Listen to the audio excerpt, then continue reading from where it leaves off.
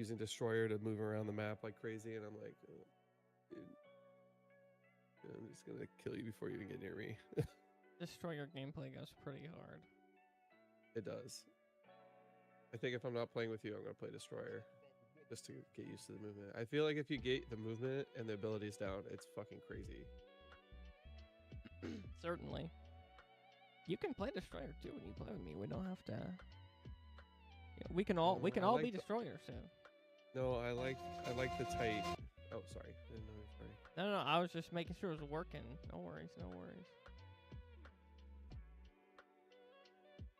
Okay. I think I'm ready.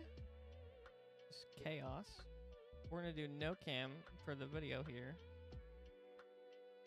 You want me to turn mine on? No. I couldn't fit both on because I have mega autism, so. All right, Joe, do you have Watch Together pulled up so you can see this this funny little video here? I don't think so. How do I turn that on? I sent you a link. It's just that link you sent me? Okay. Yeah.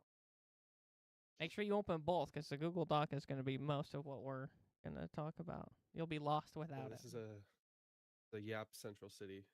App Be prepared. Central. Yapopolis. The marbles start breaking. Let me know when you've got What do it you up, want me to turn Joe. on? Pull up Watch Together first, and there should be a video. Yeah, I got that. Okay, I'm going to play it. We're going to watch it. Live reactions. Everybody can hear you. No slurs. TJ, we're looking at you for that one. You literally have one in your Google Doc. What do you mean?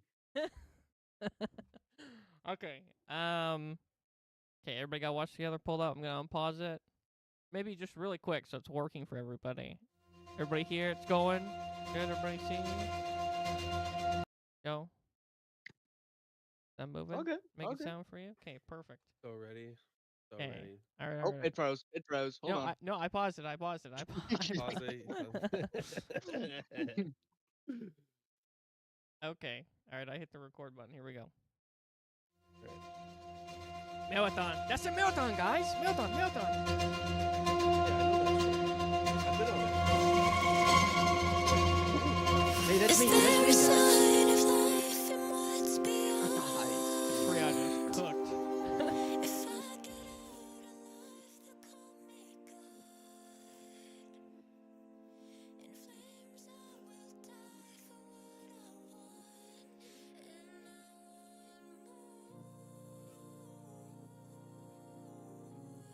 I want more. Outpost.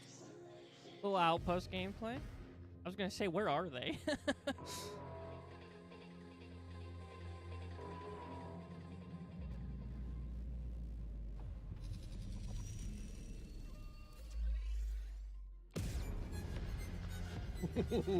Ice cold.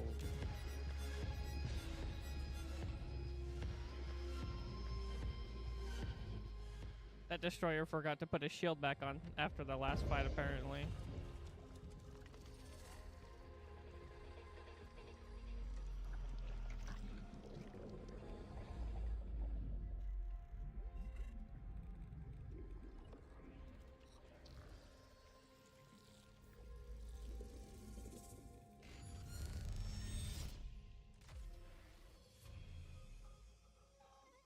Oh, and she's mad. She kicked the box.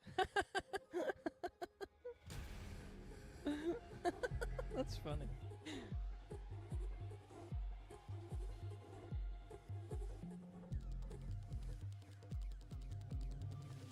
That's Dire Marsh. That's Dire Marsh. Oof. And I watched it happen to Joe a few times. Same rate too. Yeah. Same map, same everything. Oof.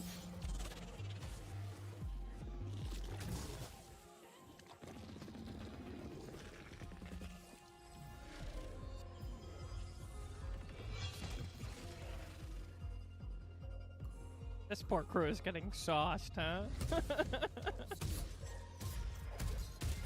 Oh, they got 1v3'd. Nice. Oh, we're blaming each other. Oh no.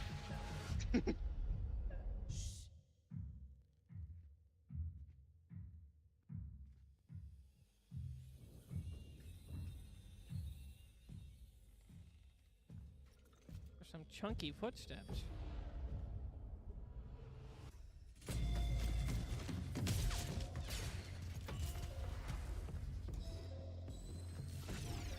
Dude, whenever did that happen in a raid, bro? Come on now.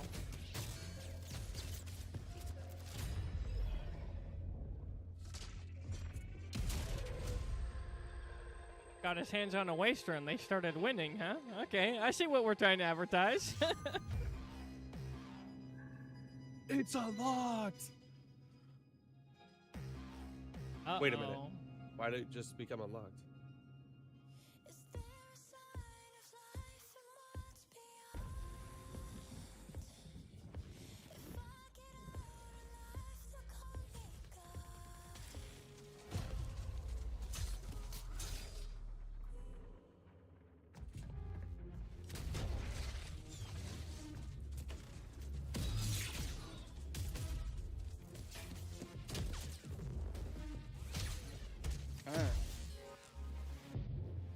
Take that, glitch. There's no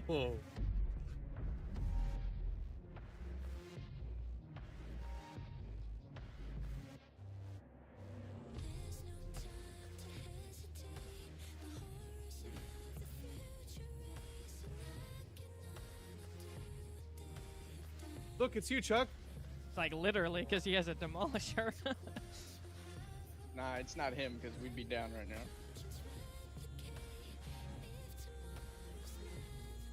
Thief baiting her team? Question mark. See, that looked familiar. Triage reviving the destroyer.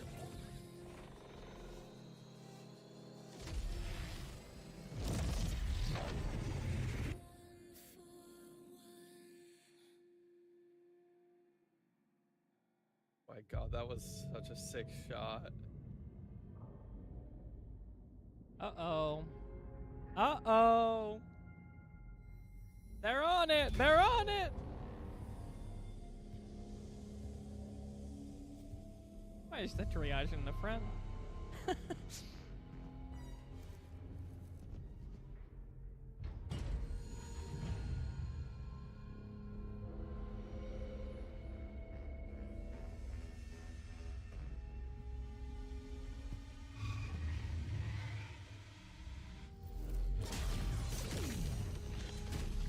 Oh my goodness.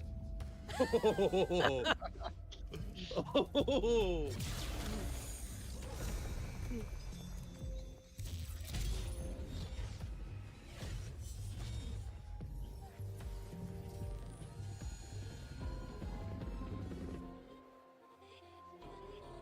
Yeah, there wasn't foreshadowing for that at all. Every thief huh? player ever when this game launches. Yeah.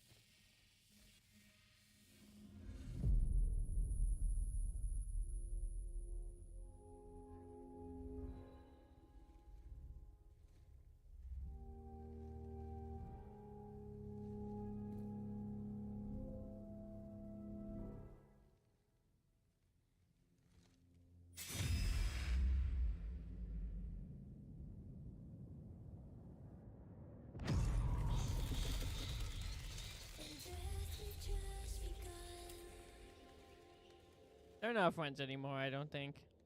No, I don't think they get along very much.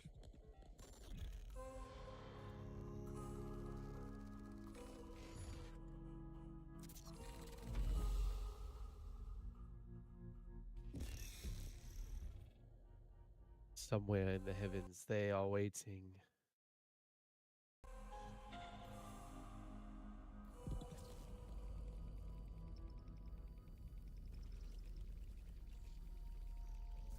very OG marathon. Come on, you have to give us a Durandal something in this. Are you kidding me, dude? I hate this. I hate it more than I hate anything ever. Beautiful. Ow. Well, what do we think? What are our thoughts on that one? I got two thoughts that I wrote down while watching that. Okay. Very nice. If only Assassin was as cool in game as that, bunch of losers.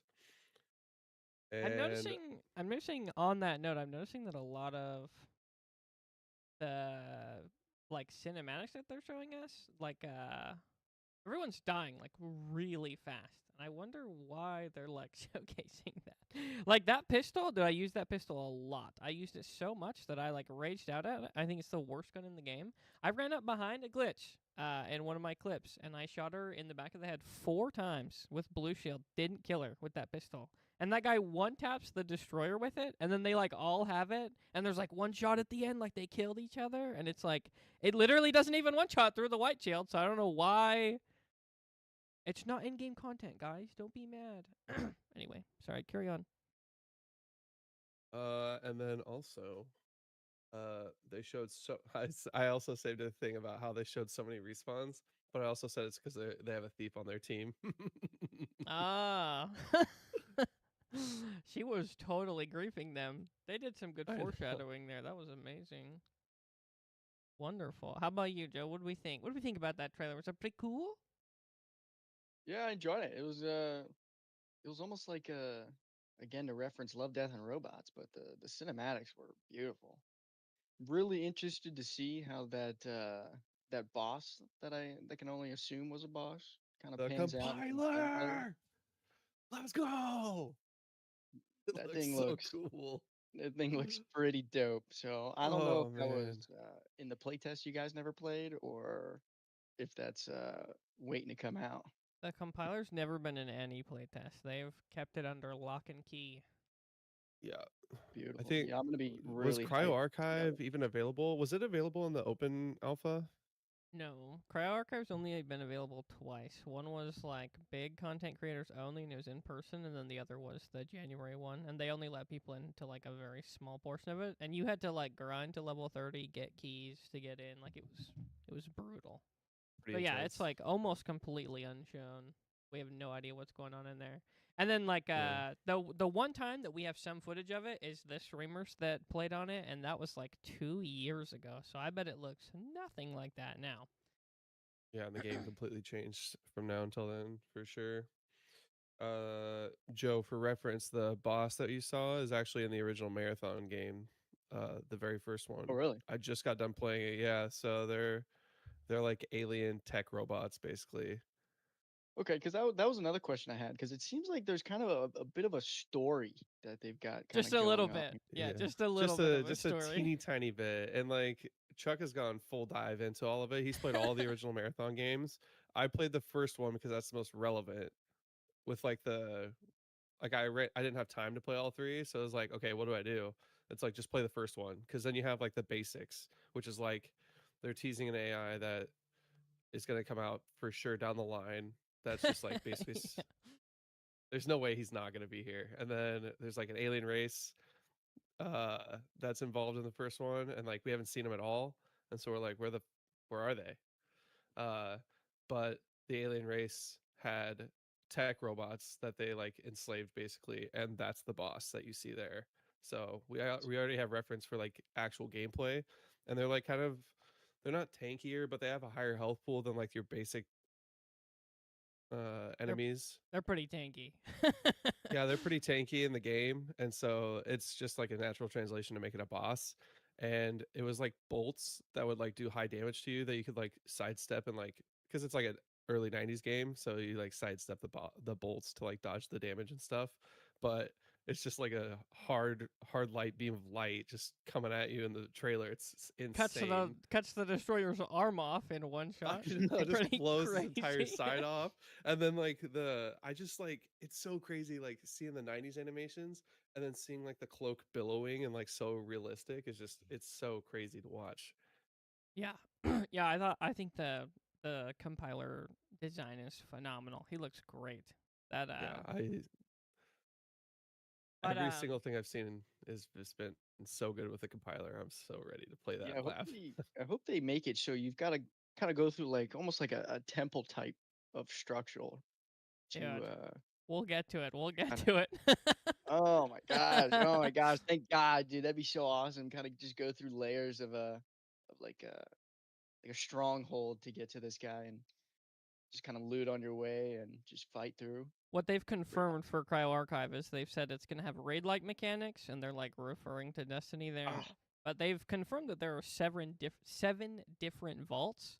I think I had 5 keys during Server Slam, so I didn't have all of them in 50 hours of play. And like, I guarantee you, we're gonna need all 5 to get in there, or all 7 to get in there. So yeah, I think it's gonna be a while before we get in there and we kill it and we get out. I think it's gonna be pretty brutal. So.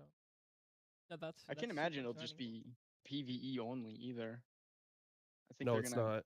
throw No, that they're definitely gonna. PVE element in there to make it Yeah, a little for extra sure. intense, The which would be Yeah. short sweet. gameplay clips that we have of New Cryo Archive from like the trailer from a month or 2 or 3 weeks ago is like a ton of people. It's like 6 teams all fighting in like the same room. Like it's gonna be great. Yeah, we're gonna have to sauce the whole lobby, and then you're gonna have to beat all of the AI and go through 7 vaults. Like it's gonna be brutal. Awesome, awesome. But yeah, I don't even know what to say. I'm still soaking it in. It was good. I liked it. I thought it was awesome.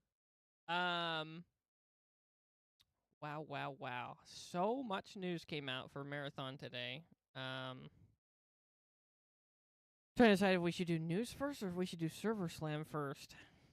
I think we're gonna do news first, and then we'll jump into Server Slam and do our thoughts on that. Right. So, so we got 2 huge posts from Marathon on Twitter.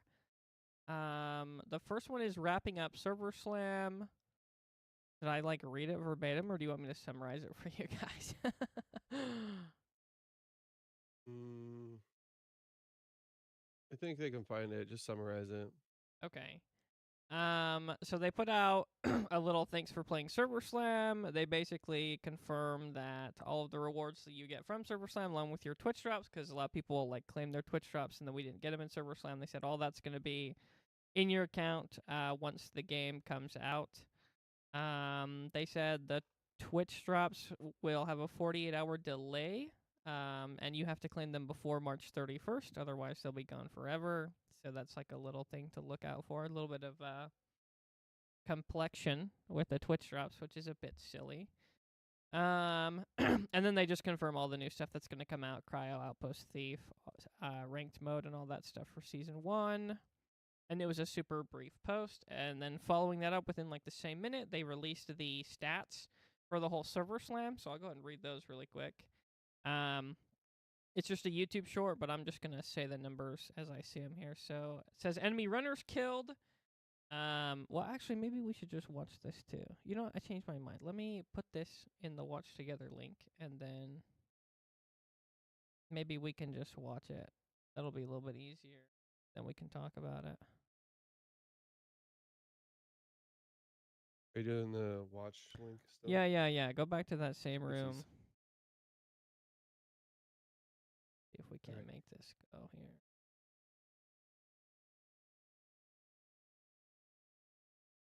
Okay, it's just like 40 seconds, so we'll just watch this super quick. Everybody in? Everybody got her pulled up? Yeah. Big time. So that's runners killed. Oh my goodness, that was the worst pause of all time. So what is that, like 9? Oh my goodness, I can't even tell. Easier to read on the infographic personally. Is there an infographic somewhere that they posted? I couldn't find anything from anyone. Yeah, I think on X it just had the. Well, maybe it's on their actual site. TBH. I don't know. I read a graphic, but I don't remember where. Oh, here we go. I found it. What did Marathon peak at? 140,000 players. 140,000. Okay, so it says total kills. That's 9 million.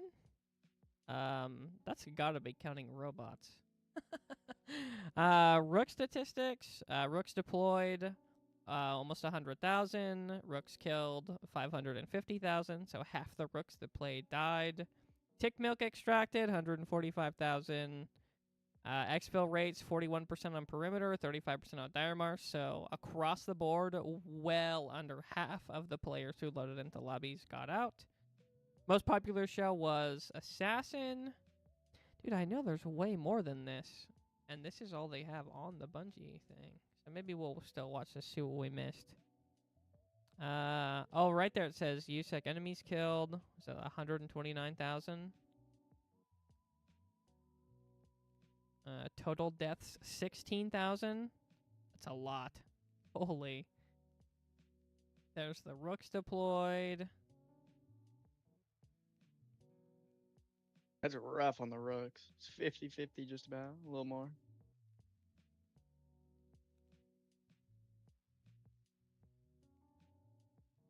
It's TJ's favorite place. Oh, algae ponds.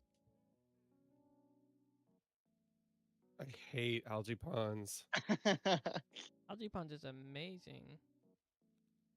Algae ponds is good when you get to the roof. My problem is that if I'm not playing with you guys, getting to the roof or the top floor was just a nightmare. They did not show what I wanted to highlight, and it's not in the blog here. Anyway, somewhere they confirmed that over half of the players that died were killed by UASC. And, like, that's why the raids were so Wow. dead. Because over half... Really? Yeah, I'm trying to find it. I might have just seen it on Twitter somewhere. I know there's a statistic, but it wasn't in either of those. Also, can I pause everyone for a sec? Yeah. I just received word that the preload is live for Marathon. You can go install. It The is preload is live. It is 18.26 gigs. So it's like almost the same size as the server slam. Interesting. I think Server Slam was like 13, so we got an extra 5 gigabytes of content. Let's go. Okay. And by slice, they mean 2/3 of the game. Yeah, maybe. Unsure.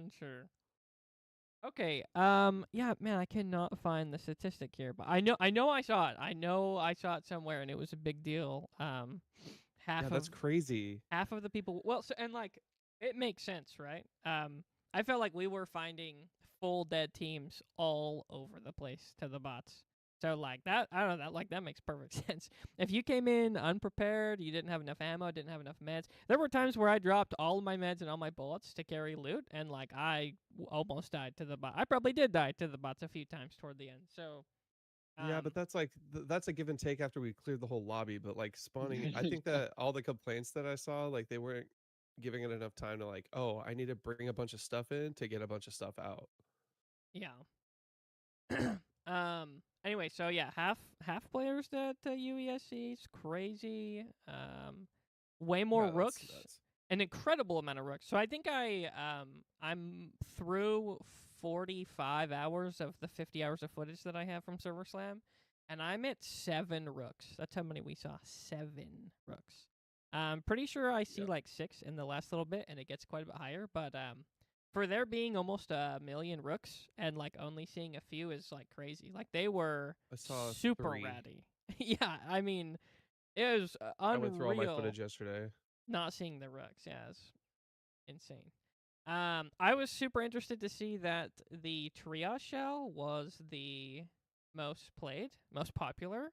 I'm also wondering about that because especially like the last 2 days, I mean, we were even talking about it, Joe and I, like it was crazy the amount of triages that we were seeing. There was an insane amount of double triages in the trios that we were finding.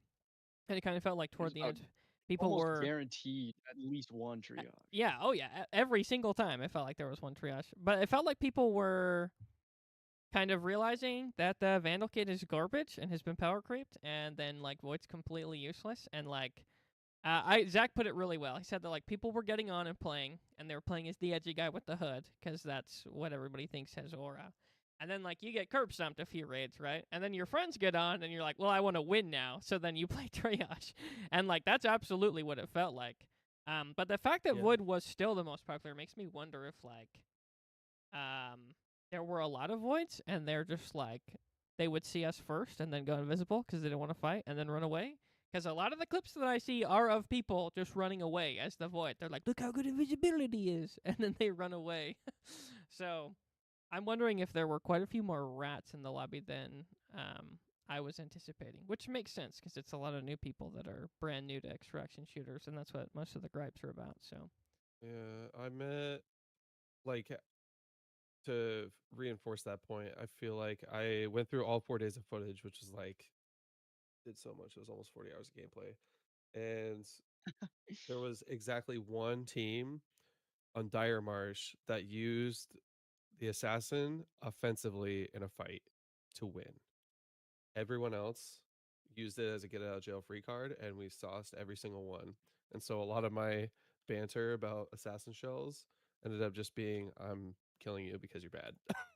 yeah, I think I saw one void drop like a smoke to revive his teammates, and like that was it. Yeah, everybody else was the emergency. I'm gonna run away because all my teammates are dead for sure. That was the vibe, which makes sense. I feel like we ran into a lot of voids that just dipped out as soon as we had two down, Yep. and then we tried to catch up to them running, and if we couldn't catch them, they would just hide, wait, and then we just wait for bags, just watch bags, and then we'd always catch them. We'd always catch them Yeah, they trying to come weren't back very to those smart, bags. huh? They came back too fast and No, not invisible, and we caught them every single time. Yeah. right. Certainly too many of those. We had one right on the last day, like the last 4 hours that we were playing. We ran into a group of streamers, and I killed two of them before they even knew that we were there because I had the Outlander and I had the thermal on it, and they started crying and void pinked us, and the third one ran away. So we just like backed up, and like while we were still looting them, not enough time had passed that we were done looting them. The other guy pulled up, and I remember just sitting on the bag, and then I watched Joe aim in, and I hear pop pop, and then the other void was dead, and I was like, oh, he came back, huh?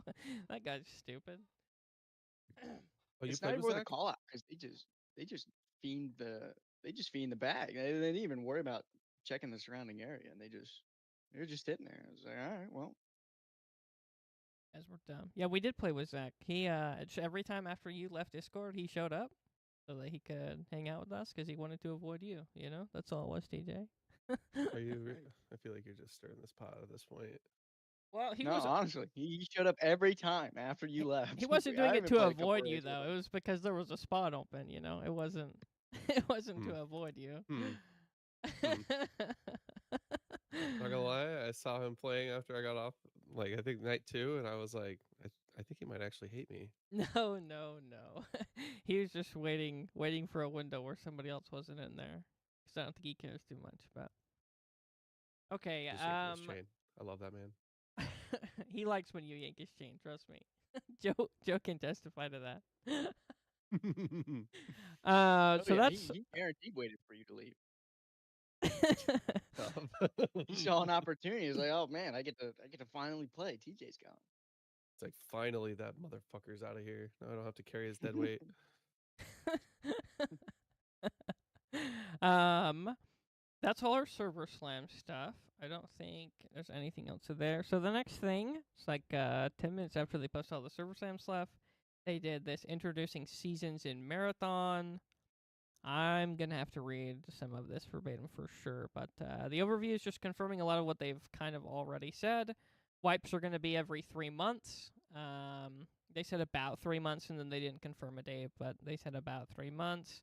It will wipe your contracts, your upgrades, your inventory, all that stuff. But introduction missions to factions will never be played again. So, like the first one where you get the cinematic, those will only have to be played once. Everything in your codex will stay for the wipes. So if you pick up the rare items or whatever, you won't have to redo those, or like masteries for runner shells and stuff like that, skins for weapons and all that being unlocked. Let's see here. What else? What else? I think that's pretty much all they said as far as what's going to happen to our characters. Ranked will also be reset, so whatever your rank is will get reset. The rewards won't be from ranked though. And then they have not confirmed any of the ranked rewards. Okay, and then we've got season 1 here. What they've said we're gonna get throughout season 1.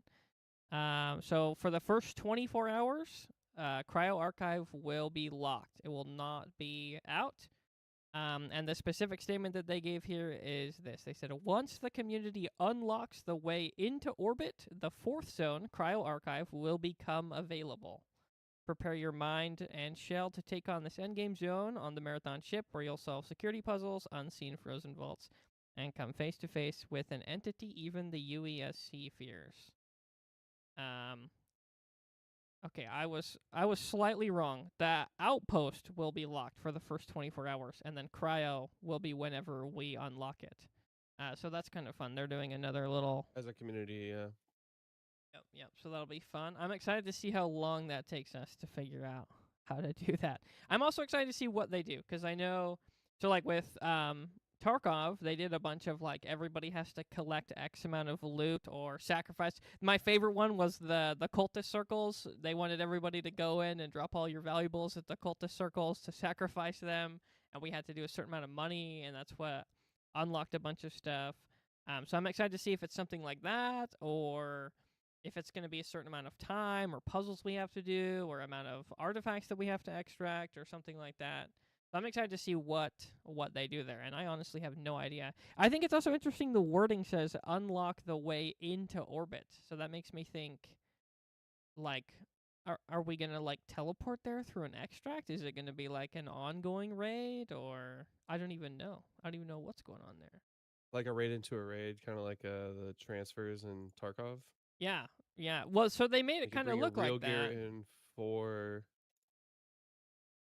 cryo, but you like spawn an outpost. Maybe it's like outpost is because I think that outpost is a space elevator, right? Yes.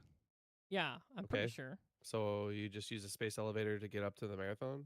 So you have to go into cryo, make it through whatever pinwheel, like extract that gets you into the actual place. I think it'd be worth exploring the pinwheel extensively. I think that there's more to it than what we saw. I think there's an extract in the pinwheel as well, so I wonder if like maybe that would just take you there. They kind of teased it there Yeah, in that cinematic. like if you They extracted on Outpost and then they were in cryo, and that's why that's like the main thing that's driving my thought on it's a raid into a raid, because like yeah, like they you left take all your Outpost and then they were keys there. in, take all your keys in. So yeah, I think like spending a bunch of time in outposts to get all the spots memorized to unlock the pinwheel. I think that map knowledge will be important out the gate on that map. Yeah, that'll be super exciting to see what they do with that. That'll be awesome. But anyway, that's our cryo news. Nothing extra there. During the second half of March, ranked mode will also unlock, so that will be like way after. I assume 2 to 3 weeks after. There will be exclusive rewards each season for ranked.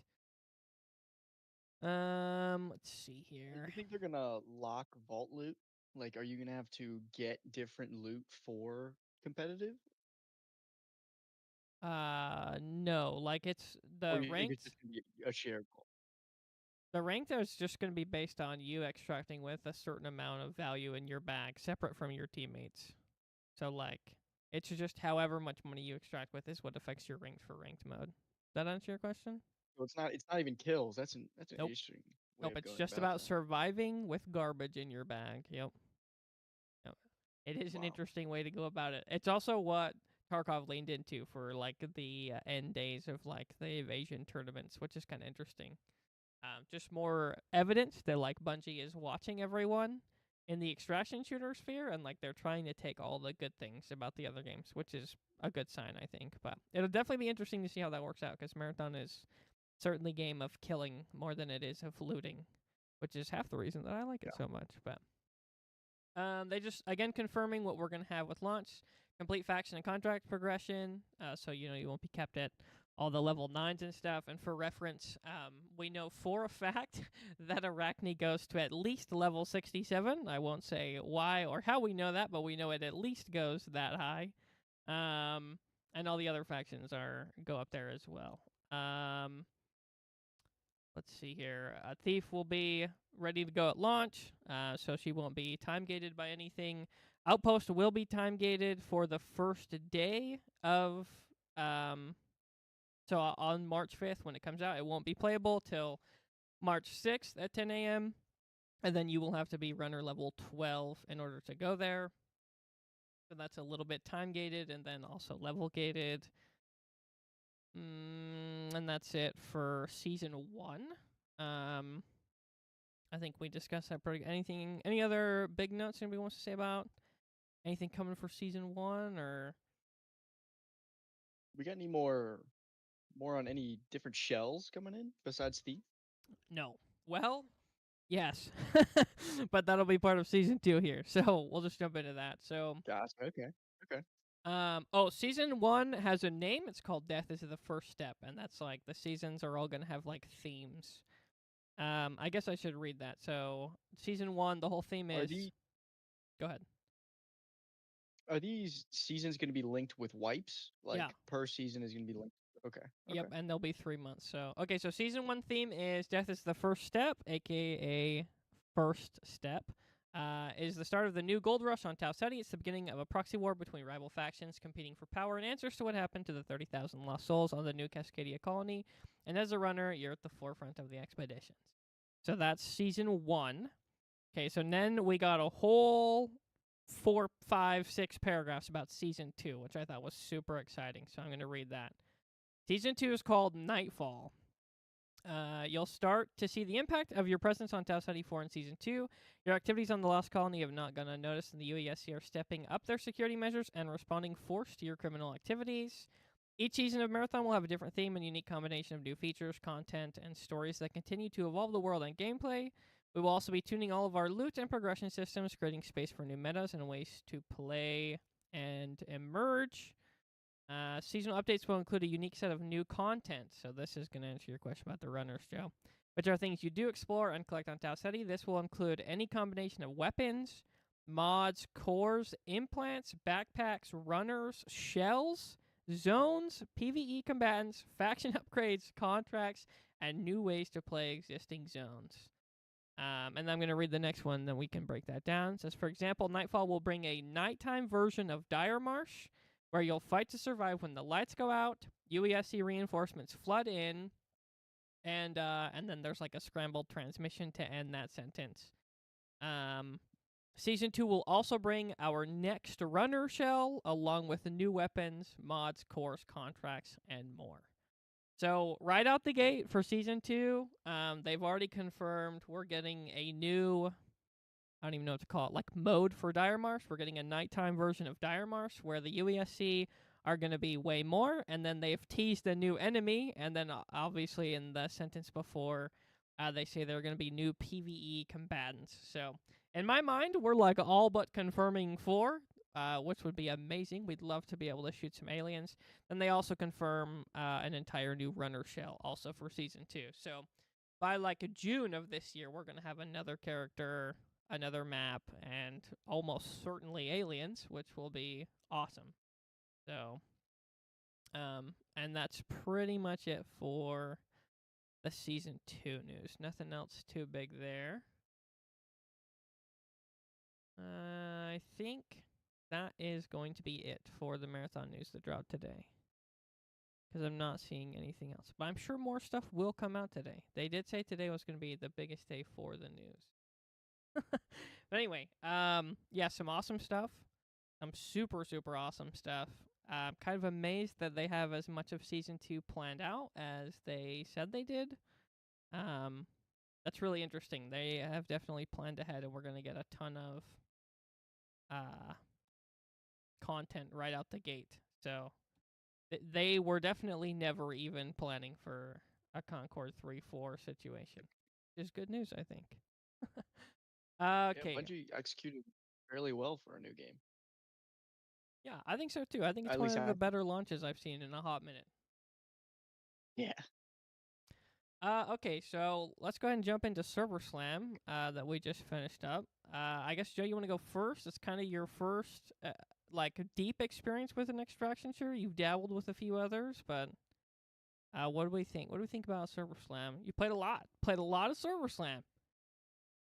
That's right. Yeah, I played with you mostly, which is nice because you know a lot about the game. You definitely had your time in the playtest. I've But played a little bit here it and was there. it was definitely very refreshing when it comes to a first person shooter. And it's not even the extraction first person shooter that kind of was the refreshing part. It was more of, I don't know, the guns just were very smooth. Like you get fairly balanced based on the way you play with each gun, which was nice. You can kind of choose your gun based on play style. What's your favorite gun, Joe? And oh man, it had to be the long shot. Had to be the Just long shot, getting that huh? just getting that crack with a simple body shot is just extreme utility, I feel like. Certainly. You could definitely win gunfights like that. Is that the one with the MIPS rounds? Yeah, I think all Yes. of the sniper rifles use MIPS rounds. And when I There say was all, I one. mean 2 of them. There wasn't any that used the special like Oh volt yeah, the ones. V99 channel rifle had the volt cell. I think it's volt batteries and volt cells. I'm not sure which is which, but yeah, there is the V99 channel that uses that. That's like I Did that almost work the consider that same? railgun territory.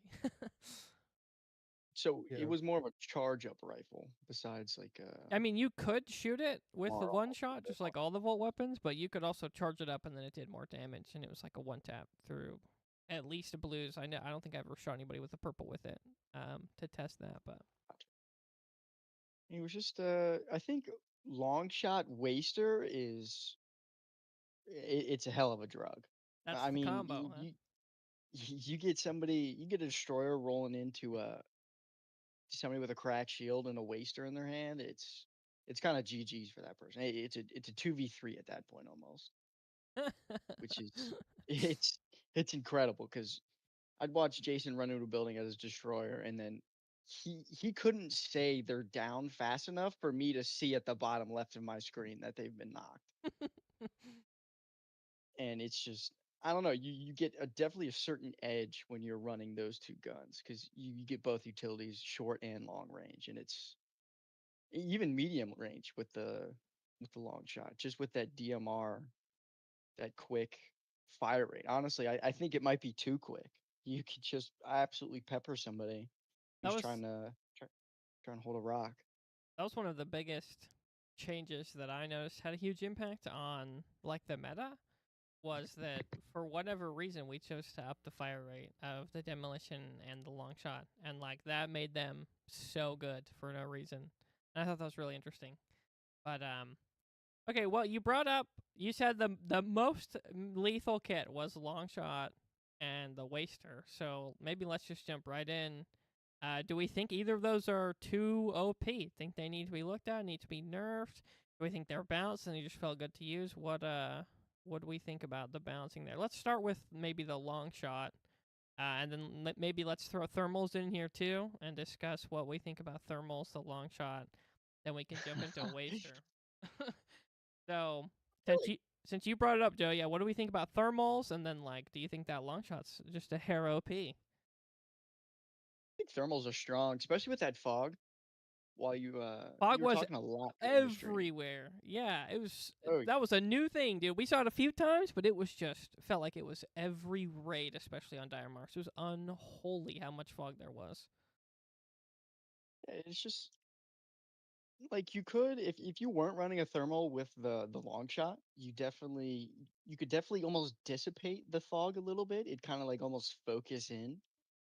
But with that thermal, we did it all the time. I mean, you could just be a scanner. You just scan your surrounding environment. You see that yellow come up. I mean, it's just kind of OP in a sense. Do you think the thermals are Especially OP? when Think they need a little bit of a nerf or what? I don't think so. Just especially like the medium range, like if you're running like a DMR or an assault rifle, I feel like you could definitely. I feel like that's pretty perfect, but it's it's kind of hard to nerf thermal like that unless you put a certain range on it. But I think you said the the assault rifle thermals go up to like 50 or so meters, and then you just kind of lose that utility.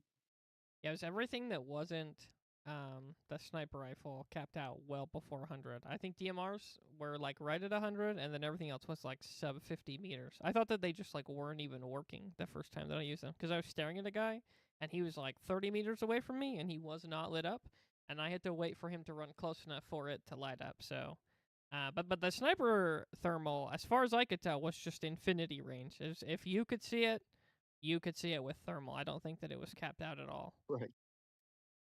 And then just minusing the fog, which I feel like was a big atmospheric thing for that game, was the fog. I mean, you just lose so much line of sight. Like they have to be probably, I'd say probably within 100 meters to really get a good gauge if it's a player or not. People Yeah, can max rat and fog. I think that if you're gonna keep the fog as often as that, like Dire Marsh needs to be like permathermal. yeah. So, what's the final I don't verdict think it's for you, OP. Joe? Thermal's OP or just right? I feel like when you look at any game, thermals are gonna have that edge just because you can look around and absolutely see everybody because somebody could just barely peek something and you could miss it, but with a thermal it's just not a possibility. I mean you're always going to have that edge with thermal, so fortunately I just don't really think you could nerf it into a good spot. So you think they're a little OP then? Think that's a little bit strong? Yeah, but it's just kind of the way it is. I mean they were fairly rare in a sense where Freakishly you rare. couldn't, yeah, you couldn't just absolutely grab that, and I feel like it's almost earned in a sense. Okay. What about you, TJ? What are your thoughts on the thermal? Specifically, the sniper rifle is like the big one because I think everything else is like weak, if not, um, like maybe Convenience. It's just not good like enough. a insane utility. I don't know. The investment to get a thermal sniper is pretty insane, and the drop rates were pretty low. I think we had what, three total? I think I found a total of 5 thermals for sniper rifles, and 2 of them I looted off players. So 3 that I found like naturally in raid, and then 2 that I pulled off of corpses. So yeah, Yeah, super rare for I sure.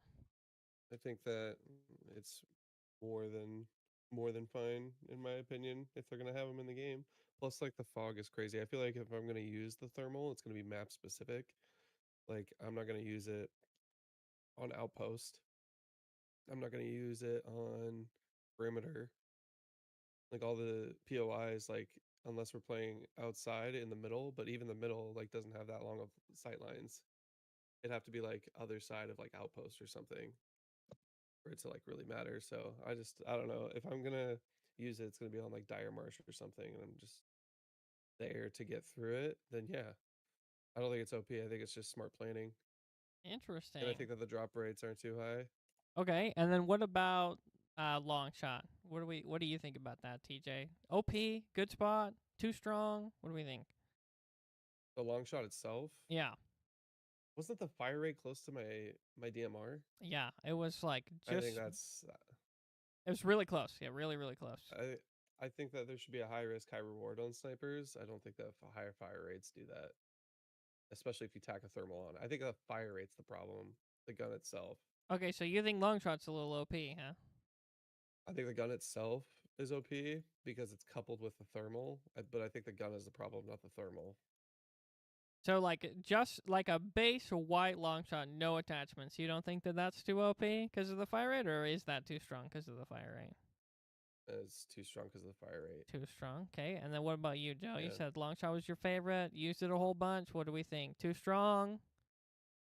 I honestly wouldn't even classify it as a sniper. I'd honestly say it's a DMR just because of Yeah, that see, fire rate. that's all right. I'm glad that we're on the same page with that. It's just like if you Like get it's because I was watching you guys run it, it was like two shots to down someone. It's like you're basically firing the same rate as me with like half the bullets and getting an entire squad wipe.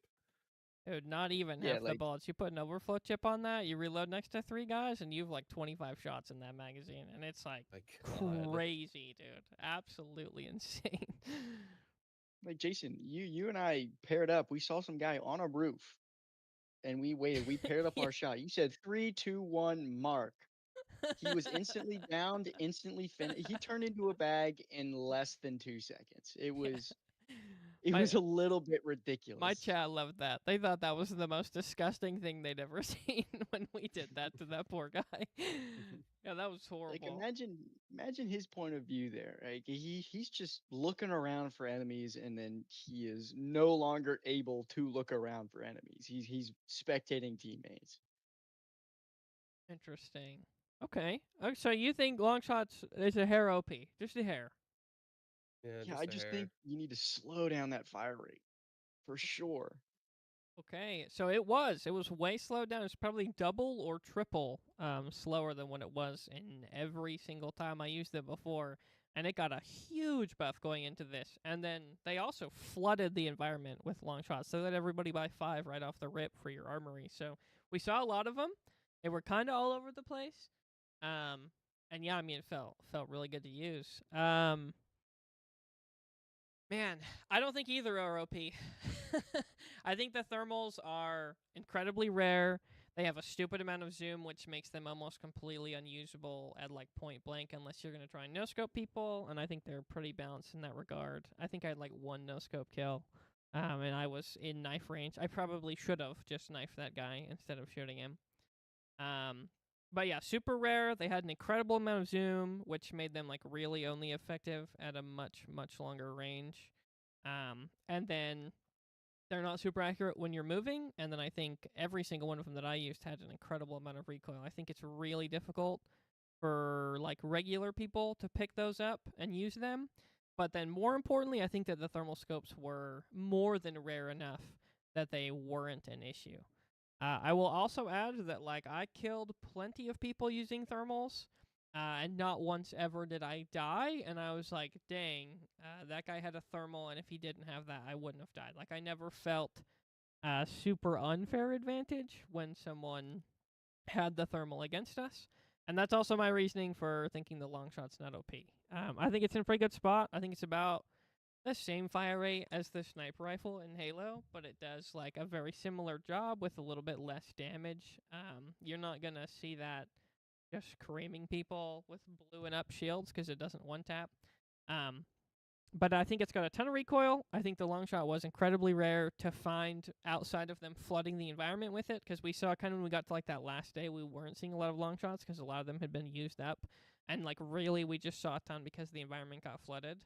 And then again, never ever did I die. And I was like, dang, like that long shot's OP. Like that killed me way too fast. I never felt like I got cheated in that regard. And it was mostly because it was always a 2-shot body shot. So like if you were smart enough to take cover or move or hide after you took the first one, um, you never died to that in 1 shot. Pretty similar to the Waster. I never felt. I guess we can kind of lead into shotgun here since I'm giving final thoughts on long shot here. I never felt like I got cheated by the Waster. Every time I died to a Waster was because I made a poor choice.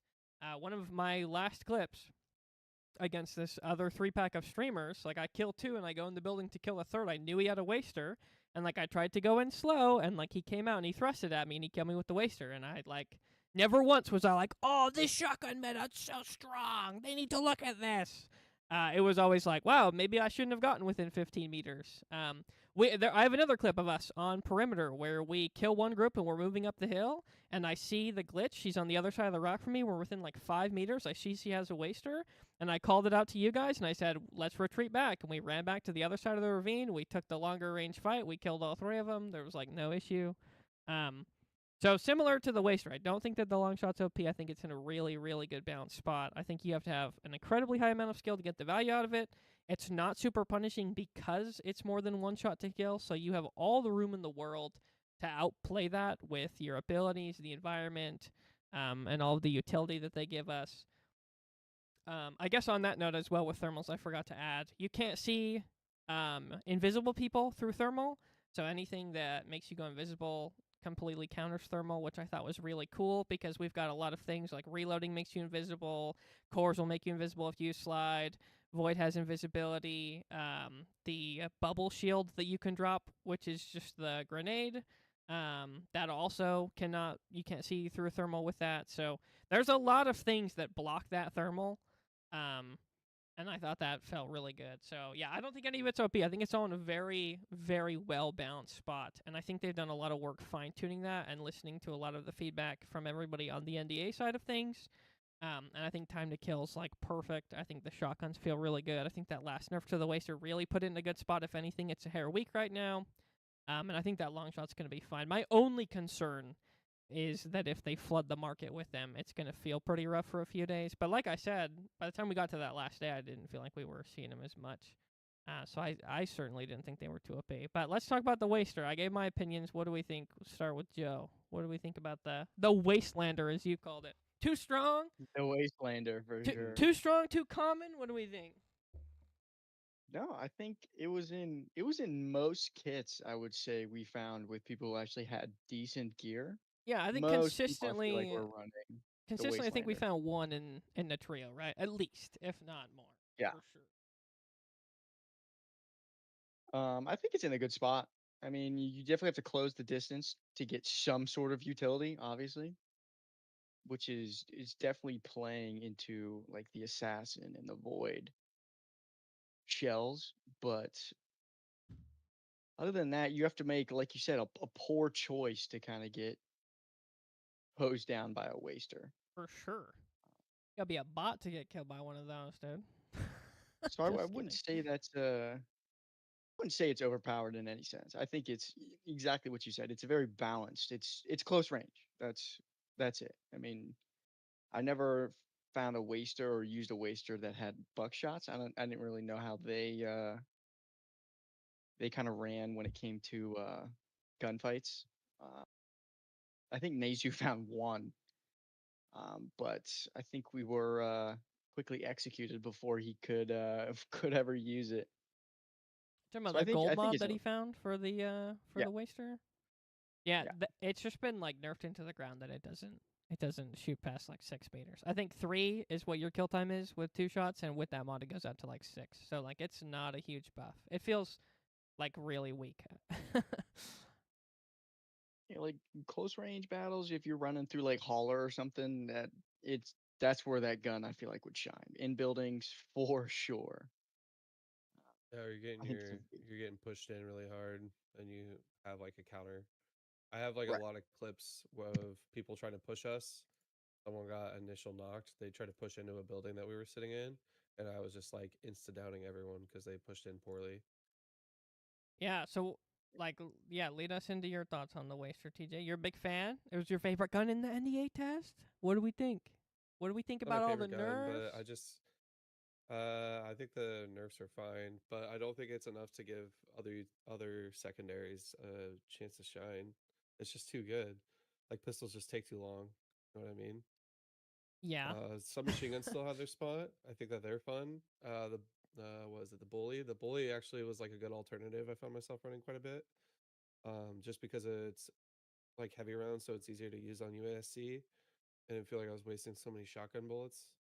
Uh, so the bully was fun, and you could run different chip mods and stuff. But I think that I think that it existing and pistols just not having enough effectiveness, even fully upgraded, just kind of negates the whole thing. So you think the waster is a little bit OP, a little too strong? Yeah, no, no, I think that pistols are just too weak. I don't think it's So, OP. like, what would you do to make pistols better? Well, I guess actually, do you think that pistols should be better? Like, do you think that's Mm, a necessity? Do you think they need to be stronger, or do you think they need to function like pistols? no, I think they need to function like pistols. I think that everything's pretty fine in my opinion. I think that if you're running a pistol loadout, you want to do a pistol loadout and come in with like heals and gear a little bit. That's just an alternative to playing Rook with like more structure to it, and you can get contracts done. I guess I was going to So add as well, like, the pistols were 50 to 150 credits between all 3 of them, and, yeah, like, your overrun was 500. So, like, it is so much cheaper to run the pistol, and you get, like, a lot less value out of the pistol, and, like, I don't know, that's how it is in all the extraction shooters, right? 5.7's great in yeah. Tarkov, but, like, it doesn't have anything on any DMR or No. AR-15 that you can bring in. But you sign yourself up to that gameplay loop, in that gameplay style. It's just not used like if you're gonna PvP, it's not used to go as a solid secondary to like the long shot. You know what I mean? Yeah. Do you think it should be? Mm, Because I think no. Like, I think it's in a good spot. I don't think it should have anything on the waster. I don't think that you should think about using pistols. Once you get to, like, blue maybe shields, you can buy shotguns. I don't think you should ever be touching a pistol again. no. I'm in the same boat. I feel like maybe if you had like a this is like a if you had like a cool hand cannon, like a low fire rate, high impact hand cannon that was like short, medium range, like lower than the DMR and a slower fire rate, that could be a fun thing to run sometimes. Well, I think that's what gold mods do for the pistols as well. Like, I think they're going to make them have some sort of place, because some of them are, like, really fun. Yeah, I can find myself running those like after I run real loadouts. I don't. I think that they shouldn't. I think that I'm in the same boat. I think they should just be sitting as like you use them early or use them when you're chilling, but nothing otherwise. Gotcha. Like if you're doing budget runs and you want to play solo, but you don't want to play rook, and you want to bring in actual heals and like a green shield and like a pretty nice pistol, then do it. I've got a bit of a different take on that. Because Okay. the only different take I would have is I do believe the Vault Thrower is a pistol, right? No, it's a submachine gun. No, It's it's a the Volt submachine submachine gun. gun. Submachine gun. Okay. Okay. Yeah, The punch, Um, V11 punch is the Volt pistol. gotcha. Okay. yeah. This the Volt thrower is awesome. If you want to do like no PvP and So just great. PvE, oh yeah, you can fry like. I find myself in early runs with Chuck and Zach when I played with them a lot. We would go to Holler first almost every perimeter run, and I could run the Volt thrower and pick up something better from the crate. Well, Yeah. like 9 times out of 10, because we would And just fry all the UASC so quick with the Volt thrower. Before any players got there, I'd have a new gun by the time they showed up. Voltor is crazy good. That thing is nuts. There's a gold mod for it. Makes it turn into the Needler from Halo. Pretty strong. Pretty Yeah, strong. there was a someone was using it against us, but we fried him too quick. But I saw it. I think I killed 2 Someone was people with running it that at one mod on point. the Volt Thrower. Felt like it was the most common of the gold ones. I found that one quite a bit. Yeah, I think you could be almost in contention with the Waster. And it's pretty Like high you DPS close at that point blank. distance on somebody with a Volt Thrower, you're in trouble. And it's honestly probably just because of those two shots that the Wastelander or the Waster can offer.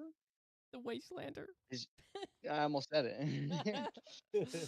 I I love it. wanted to be the Wastelander so bad, but you miss those two shots, you could get fried right then and there. Oh, But yeah. with the Volt Thrower, you've got some chance.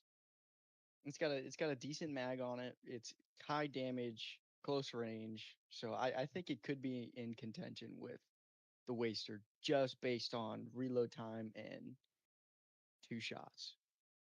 Okay, well, with that, let's lead into time to kill. What do we think about time to kill? We talked about a few of the guns. What do we think? With like a big complaint that I'm seeing is that it's way too fast. Well, it's actually pretty jarring. I'm seeing that it's way too fast from people who've never played extraction shooters, and then I'm seeing from people who play a lot of extraction shooters saying that it's way too long. So it seems like the community's pretty split. What do we think about time to kill? Start with TJ for this one. I do not care. I think it's fine. Think it's fine. Okay. And no If it's other not your thoughts, cup of huh? tea, it's not your cup of tea. Yeah, Okay, it's just like okay. I don't really. It's just like I feel like time to kill is something I don't really care about. It's just like the card that the devs decided to deal to us, and so I just like don't really care. I think the gameplay loop is fun, and the time to kill is fine. I don't feel cheated. Everyone's up pretty like fighting UESC or player. I'm gonna go down just as fast, so it feels risky no matter what I'm doing inherently. Um, there's there was a lot of like initial like when the open alpha there was a lot of like there's not enough tension. I could get behind that. Like oh my god, I need to get out, but also like we didn't play enough of like the end game to like care about the stuff that we had. You know what I mean? Yeah. So sorry, that was just like a little tangent, but time to kill and then tension and just like the gameplay loop overall kind of all ties together. So yeah, I don't know. It's just like I don't care. Okay. I think that this is a topic that people get so hung up on. But like Tarkov and Ark are two very distinct different games, and they have very different time to kills, and they're fun in their own way. So it's just like your slice of pie. And I think that Marathon does a great job with what it's giving. Okay. How about you, Joe? What do we think about Time to Kill? I mean, strictly based on the utility you can get with triage, it time to kill could not matter less. I feel like if you get full downed and you're running a triage somewhere in your squad and your triage is not the one that goes down, it's almost irrelevant what time to kill could be because you could get that instant res and then you're back in the fight right then and there. As long as somebody's obviously not peeking you or watching bags, it's it's kind of irrelevant. Like in Tarkov, it's completely different. You can get one tap by a scav, Toss and Arc buckshot to the Raiders face at obviously 200 meters. Yep. I felt right, it before. exactly. It, that's that plays on the more realism of just modern combat. You get Buckshot, shot in the headshot face, at 200 you're dead. meters? Realism? I don't know about that. Well, just in essence that you get shot in the face, you're dead. That's just how it works, you know. Yeah. But with this, you just have that utility of playing as a team as well as playing with a triage. It's balanced in separate entities, but I feel as though it's there is nothing that needs to be changed when it comes to time to kill. I think it's in a perfect state. You think it's in a good spot? Okay. Yeah. I think it. I think it matters quite a bit. I think it's what sets Marathon apart from anything else. In all honesty, at the end of the day, I think it's the PvP that's going to drive the game. And I think it's like highly unique. In Tarkov, we have stuff that can full one-shot you through the best armor. You can be dead in less than a second. We have stuff that can kill you in less than a second through your legs. We also have guns and weapons and ammo that will take 2 full minutes to kill you, or just couldn't in over 500 rounds of shooting. So, Tarkov's time to kill is like all over the place. Hunt Showdown, more than 90% of the weapons one tap you. That game is super brutal. It's like a rock, paper, scissors fight. And both of those games have very, very dedicated player bases that love those time to kill, and they super matter. And whenever anything gets added that isn't quite in line with it, there's like a huge uproar because those games are like very defined. Arc Raiders is super new. It doesn't have a dedicated player base, and we don't really know what they're going to do with it. But it does have an incredibly long time to kill, which for the last 10 years gamers didn't want, which is super interesting that that's what they chose to go with, and then even more interesting that people like it. So I think it super matters. Like, I think a lot of people love Arc Raiders because of that time to kill. I think that's a huge factor in, because if you're a lower skill player, you have quite a bit more breathing room. There's a lot less room, or a lot more room for mistakes, whereas there really isn't in something like Tarkov and Hunt Showdown. You'll just kind of get fried. But Arc Raiders has a lot of room. That's part of what makes it so new player friendly. Um, Marathon is like its own thing. It's very Halo-esque in the form of it rewards higher skill players who have experience on weapons, but you also won't just kind of get one-tapped by everything, especially once you get into the higher shields, blue and up, especially running purples. I don't think I got one-tapped by anything. So I think the time to kill is like really important. They've taken a lot of feedback on it, and I think it's in a really, really good spot right now. I hope they don't change too much. I think there are some minor tweaks that could be made. We can probably make the green shield a little bit tougher. It doesn't feel like it's worth running a green shield over a white at this point. You kind of die to everything that's going to one-shot you with greens and whites, like headshots from long shots, the Outlander grenades, they're all going to one-tap you through that green shield. You get into blue shield territory, and like you start to feel pretty tanky, and then purples make the game feel really good as well. But you're never too tanky. I never feel like I have a 5-7, and the guy with the Alton and the Slick ran in the room, and I just throw my hands up in the air, and I say, okay, I guess it's over. I always felt like I had a chance against the purple shields, even with like a sponsor loadout with like a scar or something. So I think Time to Kill's in a really good spot. I think they did a good job. We cut off 25% of the shield charge, so purples aren't nearly as strong.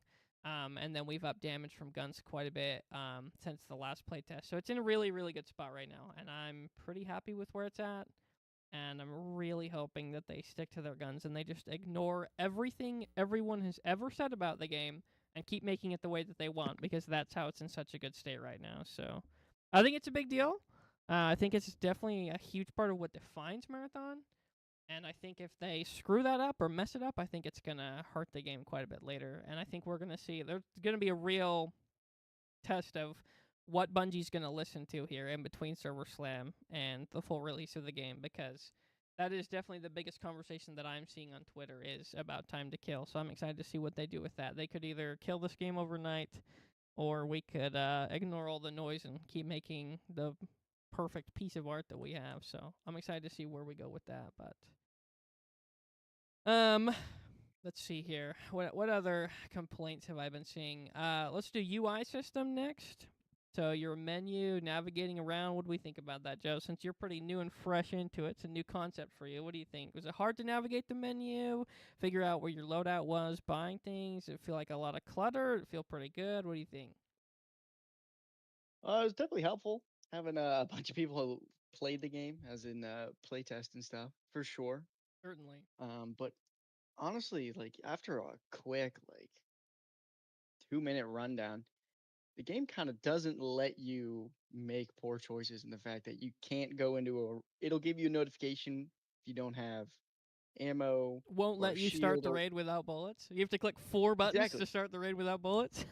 Exactly. It stops you from making poor choices. And even when you're getting loaded into a raid, it'll show at the bottom of anybody in your squads who doesn't have an active contract. It'll be like, hey, you don't have a contract. Why don't you go grab one of those? Having different traders is fabulous. I enjoy that because you could it's just all about that barter system, like you said. Um, That'll be the next one we talk about. okay. And it's just like it's fairly easy. It's almost like got that Tarkov-esque of different traders do different things. And if you can't grasp that quick concept by just clicking through the pages, there's not much else I can do for you. I mean, I feel like That's a good opinion. I like that. it was complex, kind of, until you just click the screen. Okay. And then So you can really get a good gauge of what that tab does. okay, so UI system good overall. Good enough overall for you. Yeah, for sure. Okay. I enjoyed it based on the complexity of the game. Okay. All right, TJ, you're up. It's changed a little bit since the last time you saw it. What do we think? You also played with a few other people who were like brand new to it. What were kind of their experiences with it and whatnot? What do you think about the whole menu I system? mean, Font slop or what? no, there was no font slop. There's no complaints about the distinct style, which is like UI and art style kind of go hand in hand. But as far as like the UI navigation, I think that Joe made a good point. Like it's hard to mess that up. I didn't hear anything around like, oh, I don't have a contract or anything like that. It was more like, why am I already out of shields? Why am I already out of ammo? So like getting used to the shield and ammo economy is like kind of key. Um, as far as the UI system, there were a lot of complaints in my chat and some in game specifically that there was a lot of noise on the screen. Um, for context, some of the complaints were from like Tarkov players who are given nothing and have a second monitor up with all the UI stuff. So all of it being on the screen. All the dad gamers were complaining about how there's a bunch of noise on it, but I felt like those complaints kind of went away after they cleared the 10-hour mark and they Okay. just kind of were dealing with it. So you think as well, good enough. UI system good enough, huh? I think some of the like loot management stuff is kind of still irritating. Like, why do you just click to put it on your backpack, but control click to put it in the stash? Like, just make it the same. And then my own personal complaints, which I didn't realize, but I have like this is like a super niche thing, but I have a mouse that has like the numpad as the hotkeys, and they don't have the number keys at the top bar of your keyboard and the numpad separate. So I was fat Mm. fingering 4 and healing randomly when I was holding my mouse tighter the entire playtest. And I usually have that unbound because I do that. Interesting. So you had 4. So Was 4 on your keyboard? How you were healing still though? yeah, so 4 is like your default like Right, quick right. heal. And you were just fingering the 4 on your mouse or something. Yeah, because I would like squeeze hard when Gotcha. I'm like stressed out, and so I would keep hitting 4. I'd start shooting someone, and then I just randomly start healing in the middle of a firefight. I was like, gotta be so for real right now. So the fact that they were tied together was really annoying, and I still feel like the keybinds are an issue that needs to be addressed. Where it's like I need full control of everything I do with every single keybind I want. This was the first playtest where mouse 3 and mouse 4 were read differently because I use mouse 3 as my internet key and I use mouse 4 as my push to talk key. And I was never able to set that in any of the last times that I played Marathon. This was the first one where Mm. I was where it separated those two. Um, so they definitely like are working on it, but yeah, I don't know about the number pad on the mouse. That's like, I don't know, That's that feels it's a like a whole MMO. extra level. It's an MMO mouse, and I got used to For using it sure. because there's like a bunch of fun stuff that you can do with Overwatch, like voice lines and stuff. So I like unbind stuff I know I hit a lot, and then I rebind stuff that I have to like intentionally hit. So it's like there's like a hot spot, and it's just like 4 was just sitting in like the worst spot all playtest. So I think that from my experience, that was like the most annoying part of it was not having the control. Yeah. We're gonna have to set up like your own custom hotkeys through like the UI system on your computer so that it reads your mouse buttons as different ones is what we're gonna have to do.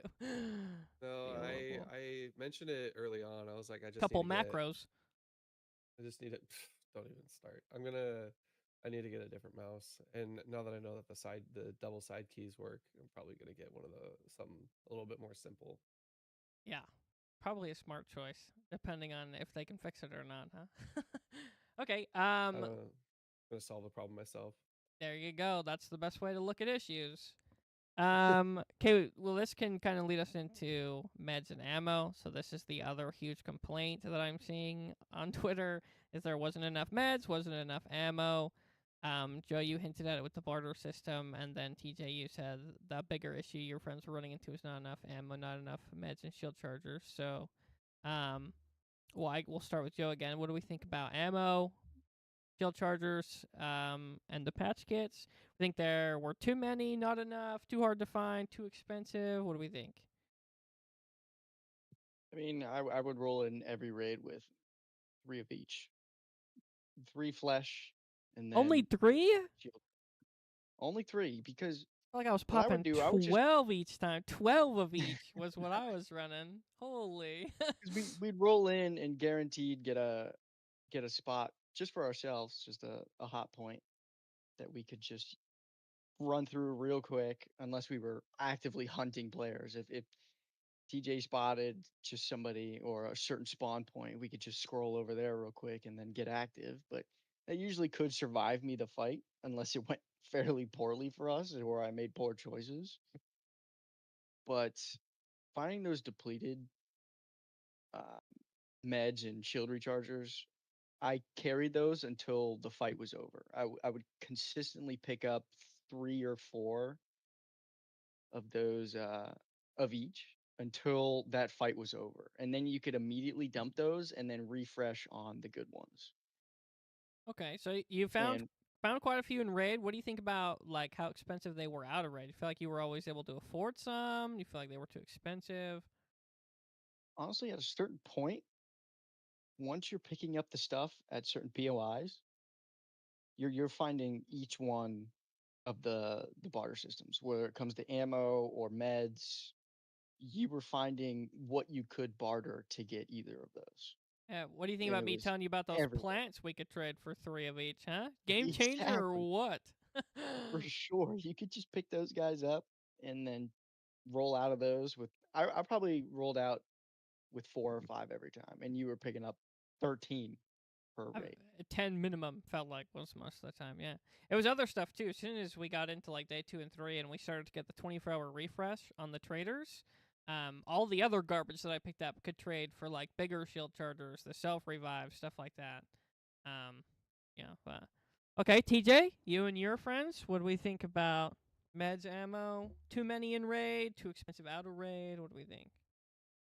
I think they were all pretty used to the extraction shooter economy, so none of them were really faded by it. They just had a hard time with On day 2, after they played some initial, when they got more settled, there was a lot of issues with on perimeter. There was a specific run I remember where we went to outposts and fought the boss, and they were already ran out of ammo after fighting one team in the boss, and they're like, "You have to go out," We and they have had to like leave. 15 minutes left. Yeah, so it was just like bringing enough ammo to hunt down a small army of like one gold shield boss and a few teams was just like, oh, okay, so if we're gonna really PvP, we have to bring a lot in, knowing that we're probably gonna get a bigger backpack and bring it all back out.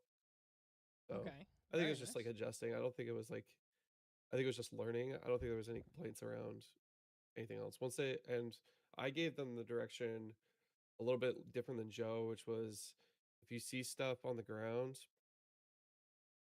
like the single use charges that are depleted, like just use those primary, and then when you're in a real fight, use the big stuff. So while they were fighting bots, there was never really like anyone out of health or anything because they were just picking it all up.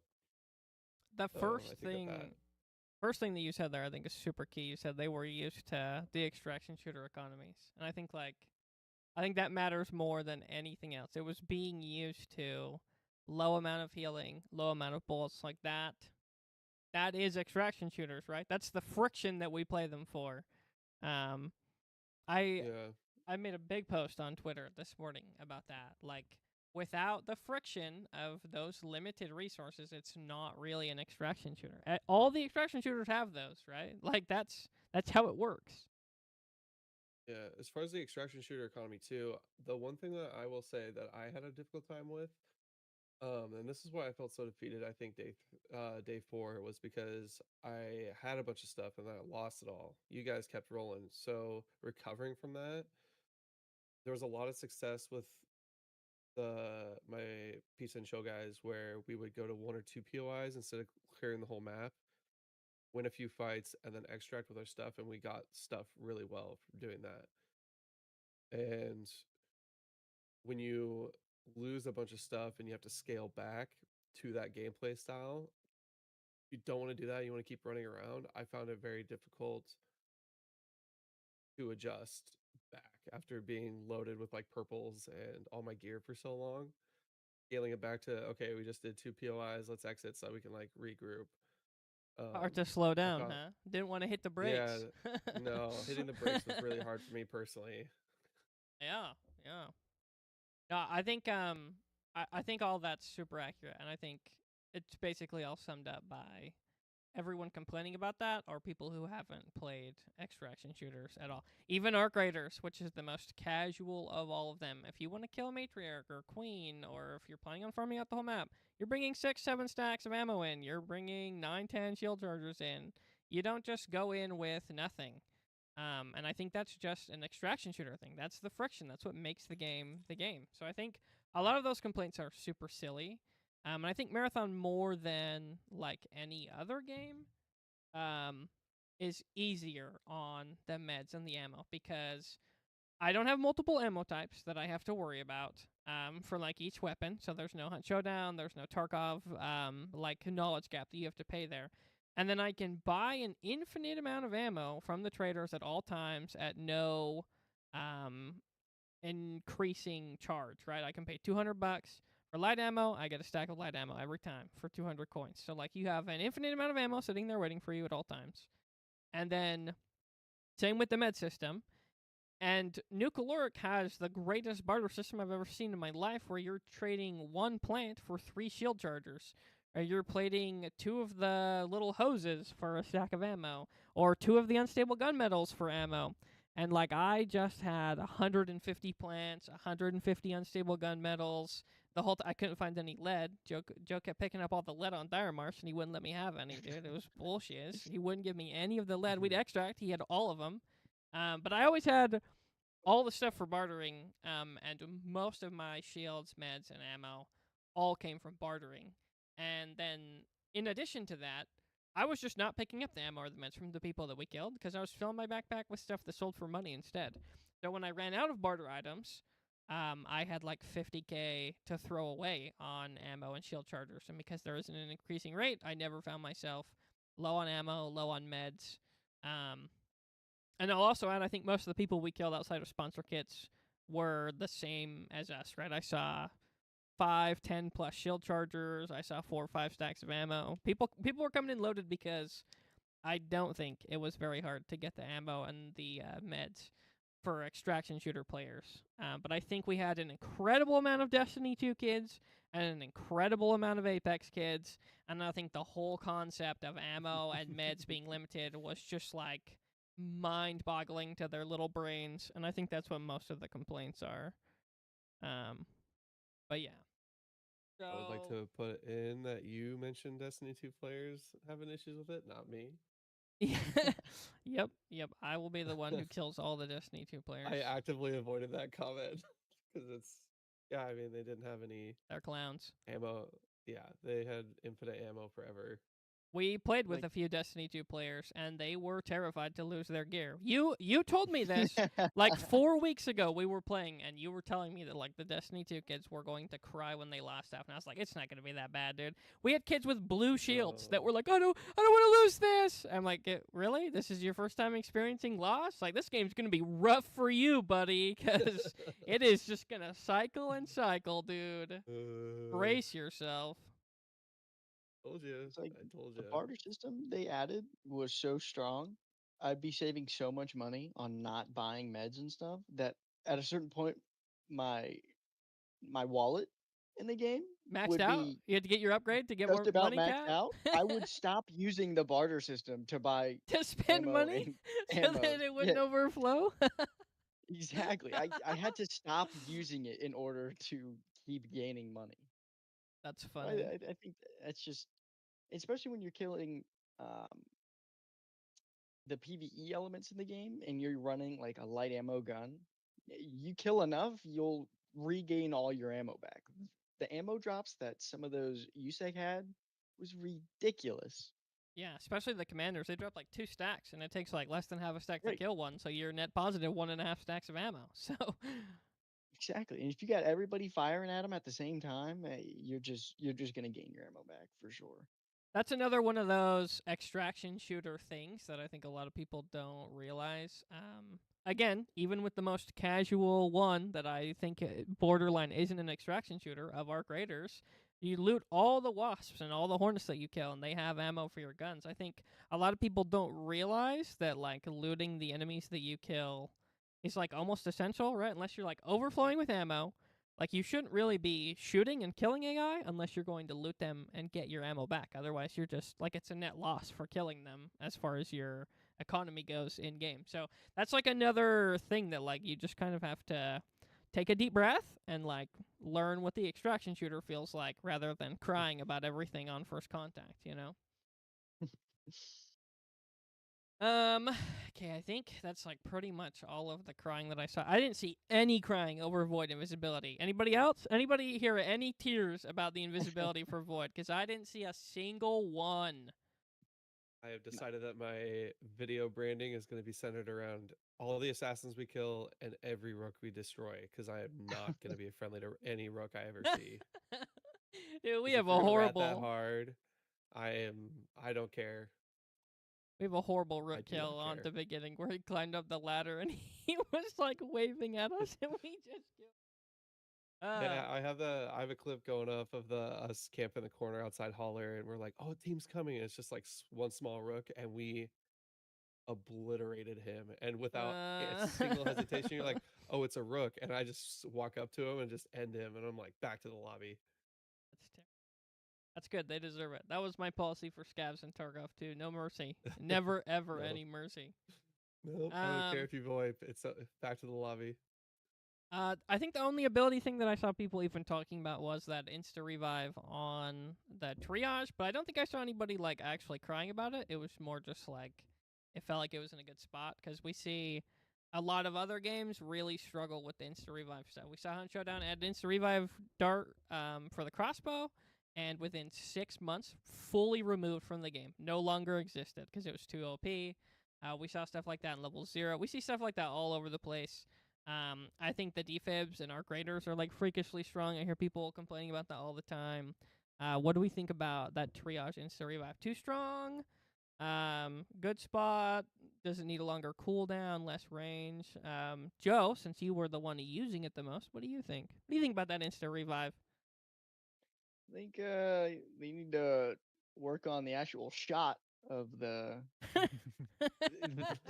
I know exactly what you're referring to. Shot through the roof and revived me. Yep, wonderful. Right. So funny. Yep. Definitely saw both of the strands hit the bottom of the roof, but Jason still got up. I genuinely thought I missed because I saw both of them he hit the goes, wall. he goes, crap, and then I stand up and he goes, oh, it's okay. So that might need a little work, Some hitbox but changes, all okay, around, reasonable. but all around, I think it's fairly balanced because you could rest somebody 30 meters out, but if they're in the open, they're still gonna get Right. rehosed. There's So no extra shielding or anything like that. For when you get up, you're super low, and like the amount of times I shot someone one time immediately after they stood up and just instantly re-downed them was crazy. So yeah, I think super balanced in that regard as well. I'm not sure about charging it up though. I never understood that concept because I could just literally charge it up enough for it to actually work, and then it generally worked at every range. But you could hold it longer, It does more and then damage if you charge it up. So if you shoot at enemies or like gotcha. UESC, Okay, it does more damage, more charge up. Yeah. okay. Because I never used that, but I missed plenty of times because you just get a USC just rolling up to you, and he'd just jump in the line of sight, and then you'd hose his shield, and then you still have a dead player. So I don't know. Yeah. I think it's balanced all the way around, Okay. What do you think about especially with that cooldown cooldown. specifically? Yeah, that felt pretty long, felt pretty good. What do you think? I think it was in a fabulous spot because the firefights they could be extended based on range, but if you're like medium to close range, you're not going to be able to get a second instant revive off by the time the firefight's over. So Yeah. I think that's in a decent spot.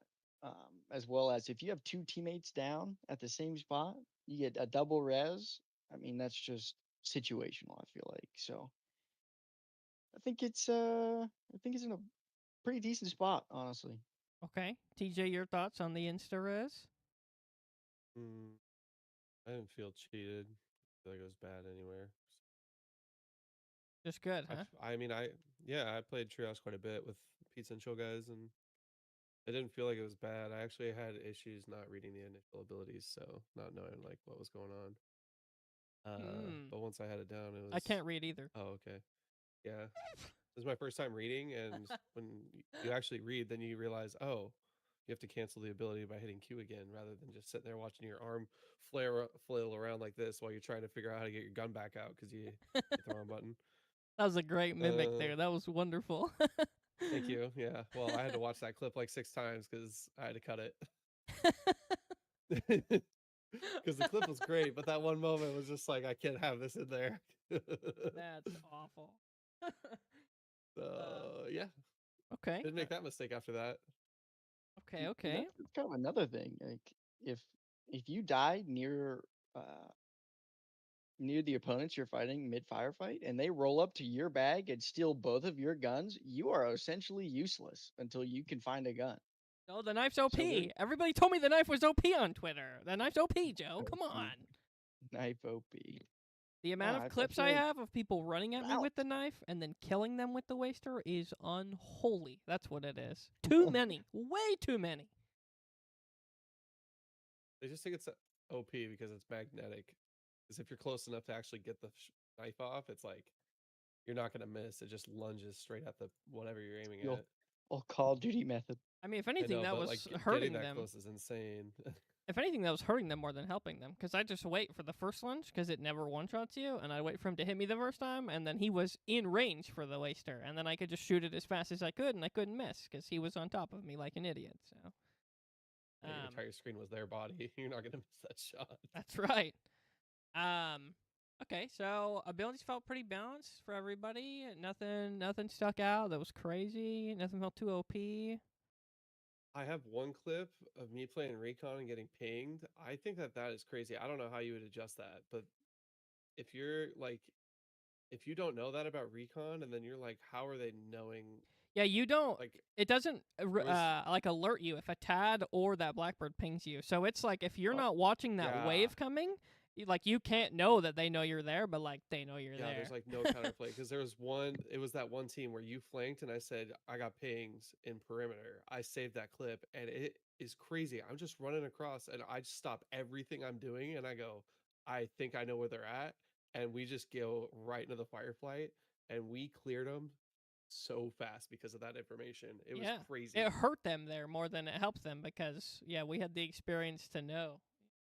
Yeah, and you said that like 3 raids before that clip, and I was like looking for it, and That's ever awesome. since after that, I was like, I'm never pinging a recon ever again. That's crazy. Yeah, no, there were multiple times where I'd see a group and I would like purposely not ping the blackbird because I knew that it had the potential to tell them that we knew they were there, and so like I'd only ping the destroyer or the void or something, and I'd be like, "We saw blackbird. I just didn't ping her because I don't want them to know." but Yeah, I think that that was like the only crazy. I think that everything else was pretty balanced yeah, I think for um recon. I think the destroyer's pretty OP. Search and destroy just highlight. Okay, so Void is the most OP character in the game. He is the most aura. He's the most popular. We all know he's the best shell, right? Um, when he drops his smoke and his invisibility, between those two, it will make it so he cannot be seen by anything in the game except one. But smoke will block line of sight, and then the smoke will also block pings. And then his invisibility cannot be seen by thermals, and then his invisibility can also not be seen by pings except for the Tad and the Blackbird ult. But like the sonar grenade and stuff won't set it off. So if you're invisible and you're in a smoke, you're like pretty unseeable, right? Besides like a human eye up close who can like see you, but you'd have to like be in the smoke. Now there's Yeah, one thing that negates all of that, and it's called search and destroy. And I press that button, and through the smoke and through the invisibility, I get a red box on the void. And I have a clip, dude. He throws a smoke down right in front of me. He's running oh my away. Joe god. had just insta-res me, so I have 25% HP, and I pull the demolition out, and he's probably like 100 meters away, invisible, and there's a smoke in front of me, and I can see his red box, and I just start throwing shots, and I killed him, and I thought that was unreal. So I just That started is saving the search and destroy for the smokes, because those voids would throw the smokes down, and everybody would kind of like back off and like kind of chill out because we couldn't really see anything. And like I just pop the search and destroy and kill everybody through the smoke because it marks everybody, and it's just completely unholy. How strong that is. I started using it for the search part rather than the destroy part more toward the end, which was just insane. They buffed the crap out of those missiles too. They do so much more damage to the UESC. They slow them. They do the passive damage. Those missiles are so nuts. And I don't think it'll ever get nerfed because nobody's smart enough to play Destroyer, and let alone complain. I don't think I got shot by a Destroyer missile a single time through the whole playtest. Felt like we saw quite a few of them. Probably about one in every group, if not one in every other group. And I never got a single person to shoot a missile at me. I just didn't feel like people knew how to use it, knew how to proc it, whatever. I never got hit by a single Destroyer missile, and that made me really sad because I was just killing so many people with it. It was unreal. took me 2 raids playing destroyer, and then guess what? I learned how to read, and I Well, figured out how the Q worked, and then I was like, oh, okay. And then after that, it became really effective. yep, it is unreal. It's also the So longest cooldown of all the abilities, which is like good. That's a good thing. I think the testament is that the skill gap is knowledge more so than like arc raiders for sure. Yep.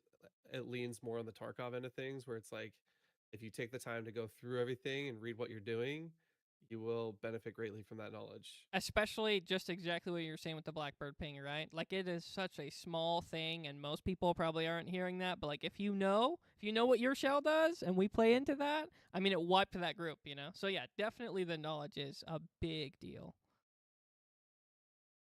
Okay, I think that's all I've got for abilities for runners. I think that's pretty much it. I guess I'll throw some of this in here so that we can't call me a bungee shell. The first day was terrible. Their performance was absolutely horrendous. This finishing polish touch that they've put on everything certainly made the game look awesome. Um, but like, man, it killed frames for people. I heard a lot of people complaining about rubber banding. I think I rubber banded once or twice. It wasn't until way later. But there were definitely a few performance issues that were like a little bit unseen. It didn't feel like they had it quite under control. And then especially like the optimization of the game running. I saw a lot of complaints about that. So hopefully that was like a server slam thing and they have quite a bit more of that under control before launch comes. But the most important Is performance issues that can happen are like hit registration and then like audio. And I was saying this to Zach on my stream a couple of days ago. There's nothing in Marathon that I can't trust. So, like in Tarkov, I can never trust my ears because the audio is completely broken. And Hunt Showdown, I can never trust my eyes because people aren't where they're supposed to be. Arc Raiders is the most desync riddled game I've ever played in my life. So you can't trust your hit registration. You can't trust where people are. You can't trust anything. And my favorite part about Marathon is that it runs so well that if I hear someone, they're definitely there. If I shoot someone, I definitely hit them. I had zero hit registration issues. I had zero audio cues where people were places where they shouldn't have been. I was able to trust my senses 100 out of 100 times in Marathon. And that's something that I have not been able to do since I played like Counter-Strike. And I think that's a huge thing that has Marathon going for it as an extraction shooter. So the first one we have that like actually just works across the board and you can like trust what you're feeling, what you're hearing, what you're seeing. And that's like a really big deal for me. And I didn't see any of those issues. I saw frame rate issues, and that was pretty much it for Marathon. I didn't see any other issues, but anything on they nerfed your performance issues knowledge from you too. guys? They nerfed your knowledge too because they changed all the footsteps to Rook. Yeah, dude, that made me sad that they changed. Well, and like that's a testament to how good Marathon is, right? Is that like those footsteps were throwing me off because they changed that audio file for the different characters? Because like that's how clean and precise the game is. Is that like, yeah, it's amazing. I'm really happy that sound just works as it should in Marathon because we don't have an extraction shooter that does that. Actually, we just don't have a single one that does that. So. But Yeah, I yeah, think the frame rate cap and perimeter was rough for you and for the Pizza and Chill. They were all saying making comments about how they couldn't get over 130. Um, the day one mouse thing. the cursor bug, the cursor Uh, knowledge gap. running on low sleep and not being able to navigate a menu was, my god, if that had been my first impression of the game, I probably would not have opened it up The again. worst part about That was that, crazy. the worst part about that was they knew about it and they tweeted about it the night before, and they were like, "If you're streaming, don't capture your game." Like they did their best to get that information out there, but like, I don't know what, less It than didn't 10% of matter. people use Twitter, so how could they have known? Well, and like even on top of that, I went through every single thing that could have been like pulling a resource or like game capture of any kind. Like any third party software was not getting used. The only thing was getting pulled was audio. By the end of all of my troubleshooting, I killed every background process and I was still having that issue and I was losing it. Yeah, that was a nasty one. That was a nasty one for sure. Big knowledge gap on that one. How about you, Joe? Any Uh performance issues that you noticed? uh, Or just good for you? Bungie show? it was really just perimeter. Honestly, the first like day and a half, it struggled, and then we started playing a lot more perimeter towards like the end of Server Slam, and I was running back up to over 100 frames. Yeah. So That will be my Bungie shell for this segment. Is that I think they got 90% of it under control by that fourth day. So I think we get a couple weeks in here. I think if there are any issues, it's going to be cleaned up real quick. So any final notes I on never had the mouse thing, old controller Controller King shout out. Joe? Okay, okay, okay. There's a Never had a solution to mouse every problem. problem. This one was just pick up your PlayStation controller. Very nice. Joe, it was so Like, bad in game it bled into like my actual gameplay. I had to use a controller to extract out of our first raid. I had one next nice. to me for Rocket League. I plugged it in to walk out because I could not do anything. I was crashing out about it. Chuck was like, "Hey, are you gonna come and fight? Are you gonna do anything?" And I was like, "Yeah, I wish I really could." That's terrible. Controller did not have a single problem. Okay. No, it felt Everything great when worked I pulled that out. I was like, man, this fabulously. game runs like butter. This is awesome. What do you mean? I hate you both. All right. Well, I think that's pretty much it for performance issues. Any final notes? Anything anybody else want to kick Bungie while they're down? Nothing. Game Okay. looked great. Game looked great. Okay, very nice. Yeah. No Um, tearing.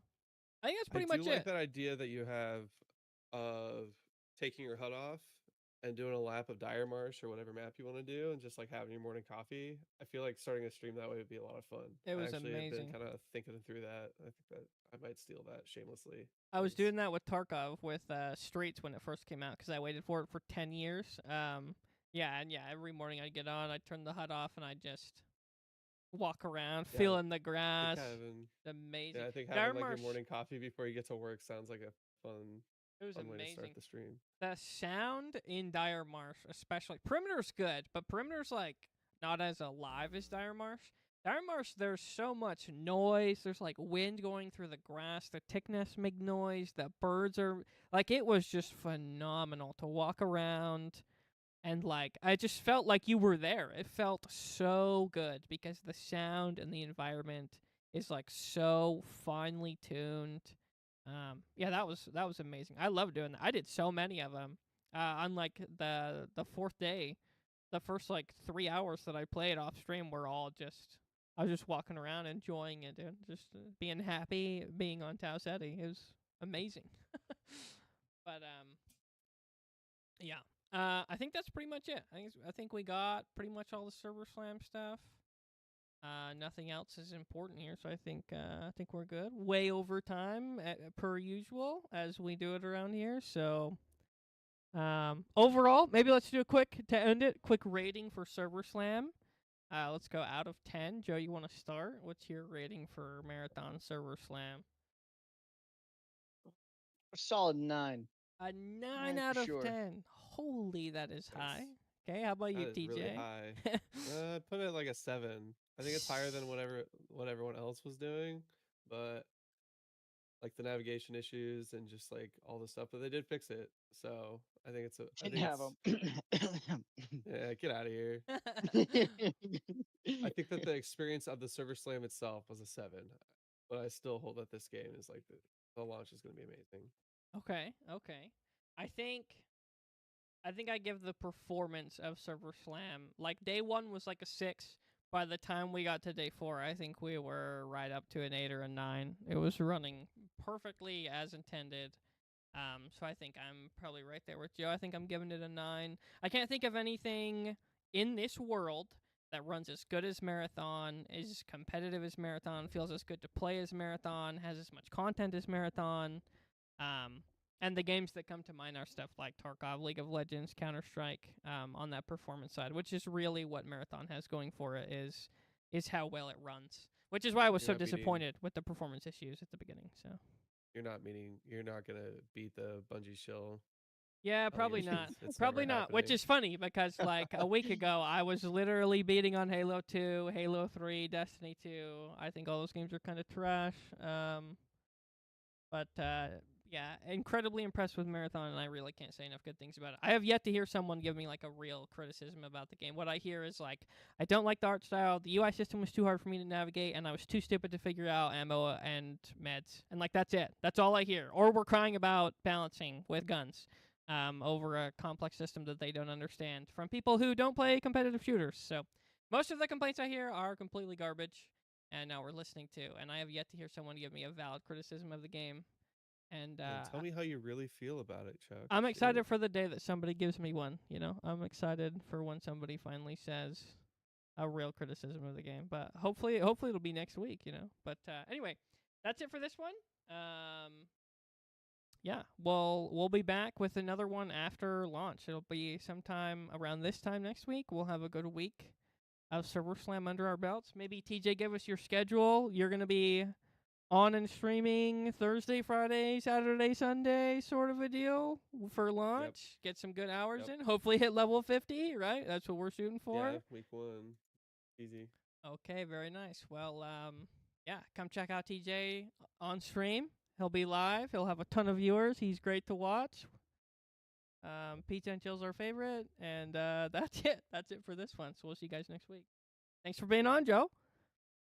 No problem. Thanks Great for joining, time. Joe. Thanks for hanging out, Of man. course. Of course. All right, we're out of here. Yay. Wow. And we went 20 minutes over what TJ wanted to be here for, so that one's on me. We did it. We did it. Wonderful. Oh, good pod, everybody. DJ, Good what's pod. on your shirt, dude? I've been trying to figure it out. Is that a planet? What is that? The Okay, astronaut I see. I surfing the see. galaxy. Nice. Easy. Roller King Joe Schmo. Good rename. Yeah, I thought so. Thought so. He is our controller king. Best controller player that I found. Easily. So. Easily. I'm literally going to watch that cinematic again 2 more times on stream right now. That's what I think. So smooth. Yeah, it was great. We're actually gonna pull it up. I'm gonna go do a potty, then we're gonna pull it up. But that's it for the pod. So TJ, if you need to be released to do your other duties, by all means, by all means. Thanks. Move everybody back to the tavern real quick.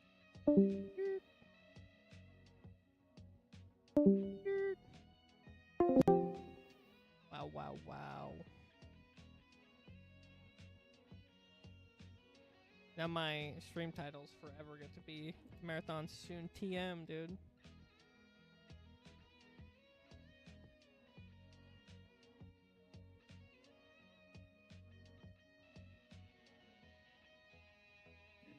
I'm excited for some marathon. I haven't been excited for a game to come out in a while.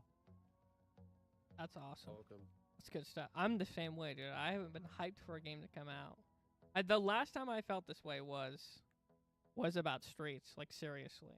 I don't even remember the last time that I was excited for something like this other than Streets. So, yeah, it's good stuff. And it's so close, dude. I waited so long and it's finally here. Ah. I'm gonna let this play one more time here.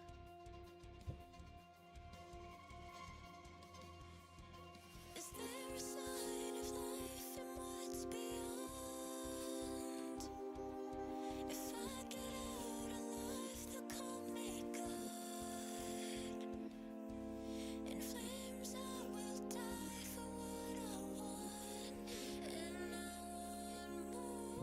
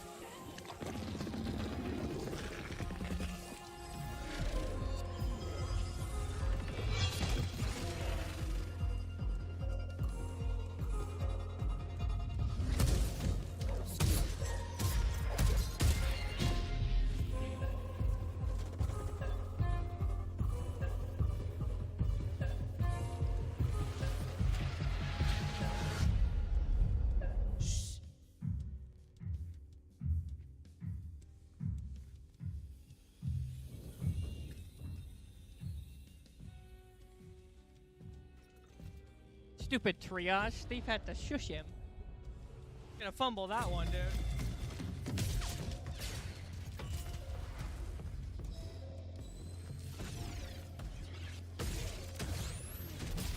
Maybe Thief just thinks they're dead weight because they keep dying. Say that again? Maybe Thief just thinks they're dead weight because they keep dying. Maybe that's why she baited them, huh? And then left them. Dude, I love that they're losing right up until Triage finds a waster and then they start winning. You are not helping the time to kill argument, Bungie. Come on. Dude, this also interests me so much. This is clearly Outpost, right? And that little screen that pops up, and it pops green and says proceed, and then, I mean, that just looks like a regular extract outside. That's definitely not in the pinwheel or anything. And then they just take it, and then I'm pretty sure they're just right there in the Cryo Archive.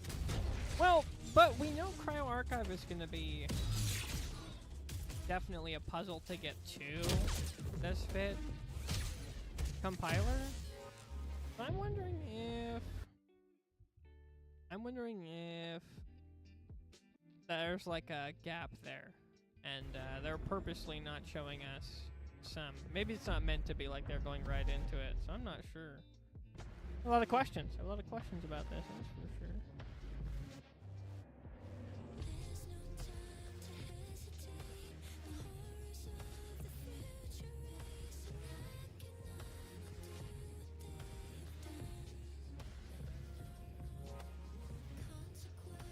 In Death We've Just Begun, dude. Is this song on Spotify or what? In Death We've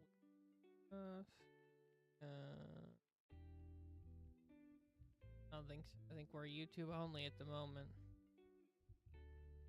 Okay. Featuring Poppy and Sonlux, dude. Anybody ever heard of those guys? I haven't. I got nothing, dude.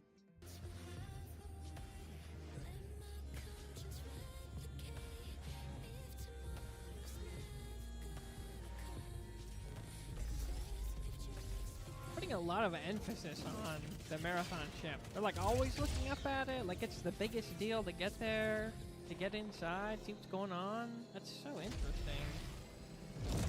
A lot more emphasis on that than I imagined. Look how destroyed that thing is. Something horrible happened to this.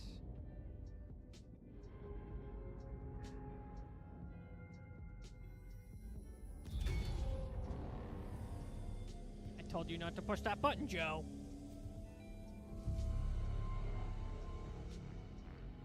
But it's red. I like that. Catches the eye. Shiny. Dude, I wonder what they're grabbing here too. It's gotta be an artifact or something. See, my hand wouldn't even be able to open it without all the loot being gone. Put your riot barricade up, destroyer, you frickin' dummy.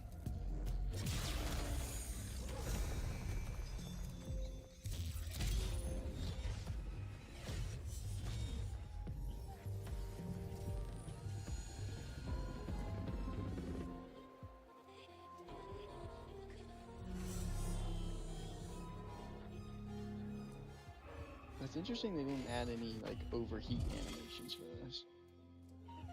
Say that again? They didn't have any overheat animations for when you overheat your character. Yeah, At least I didn't.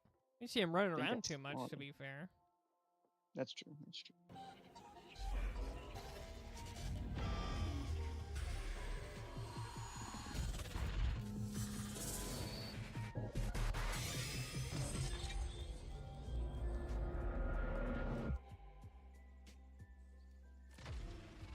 I love that the compiler opened up there too, because that was the big reveal in Marathon 1.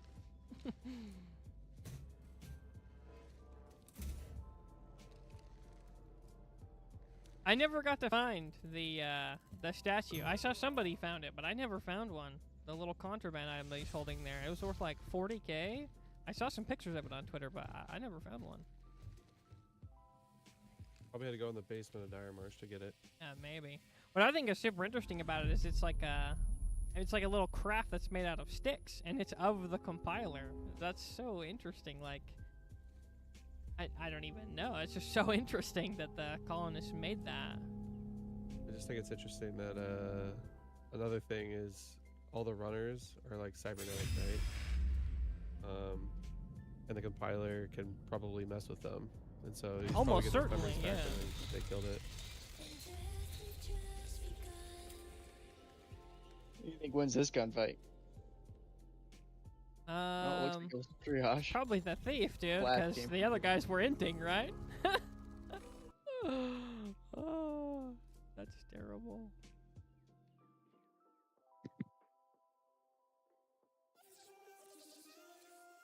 Hey, did we post this anywhere else, or are we YouTube only here? Oh, we got some blue sky in there. Pretty cringe, dude. Alright, one more time, one more time.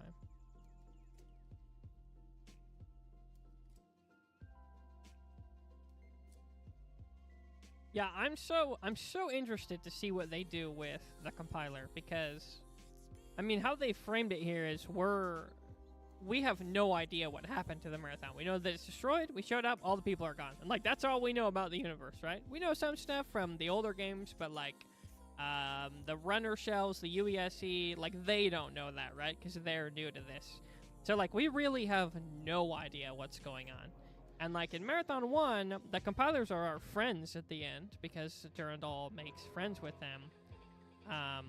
And like, it seems to be this big bad guy that's like left on the marathon, but then the colonists like made a shrine of it. So like, I don't really understand what we're trying to hint at here. If they're bad guys, almost certainly Or this mercenaries is for timeline number Earth-based. 9. So, because it looks like it's not Mercenaries friendly for to the Earth-based. UESC either, right? So, I don't know.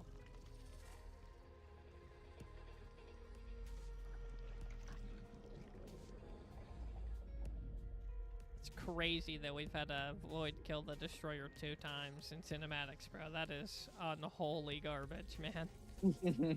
That is some trash, dude. I don't think I died to Void a single time during the playtest. Sure killed a lot of them, though.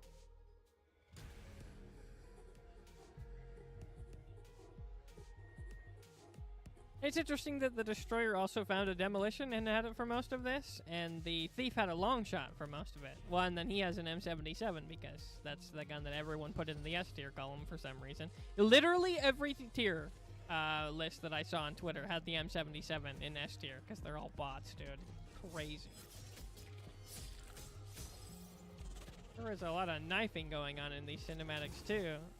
Didn't do too much knifing. You did a lot of bot knifing, that's for sure. That one died to bots.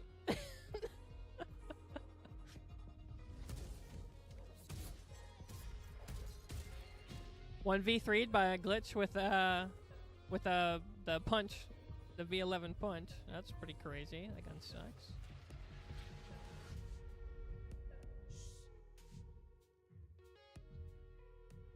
How do you not hear that, Triage?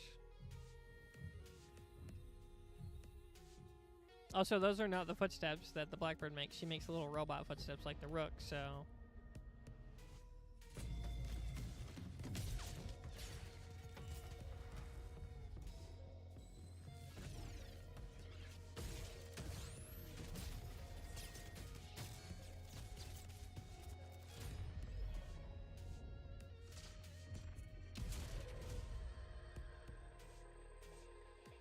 My goodness. And then the Destroyer beat the glitch down with his bare hands. Holy shiz.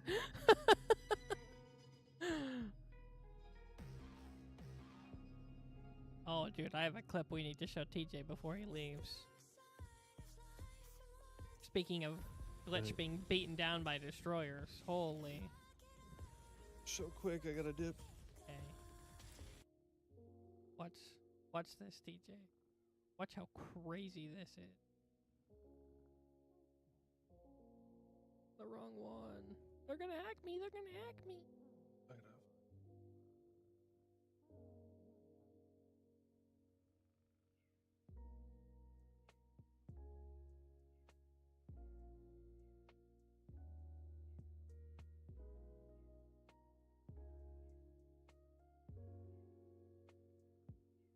Oh yeah, this is it. All right, TJ, you watching this? Yep. Okay. We run into this group. This glitch pops her ulti, starts running away, Oh, I know this clip. and that's how much faster the destroyer is. She turned around with the hand cannon.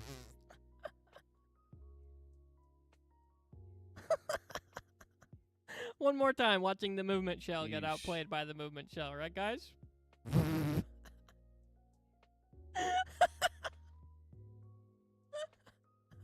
Oh my god.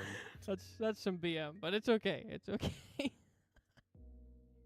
Don't worry though, Vandal's looks the like movement even- shell, everybody. Vandal's the movement It looks shell. like even with your like 2 heat upgrades, you're able to actually do stuff after doing all those abilities. Yeah. So Oh, maxed definitely. out, you're gonna never stop. Literally never stop. Still waiting for a good assassin. Shoot, TJ's got a new clip up, everybody. A new clip, a new clip. Oh my goodness. That was depressing. TJ, you can't just post infinite YouTube shorts of you killing the voids. That seems like I might have that trademarked, actually. No? He didn't think it was funny. Alright. Back to this.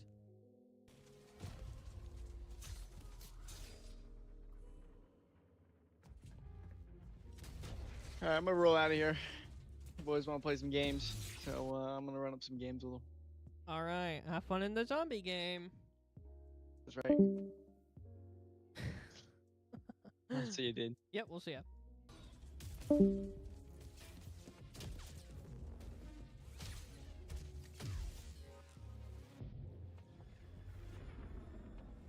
Hey, definitely make it look like you're extracting 2 cryo. I don't know if that's intentional or not, though.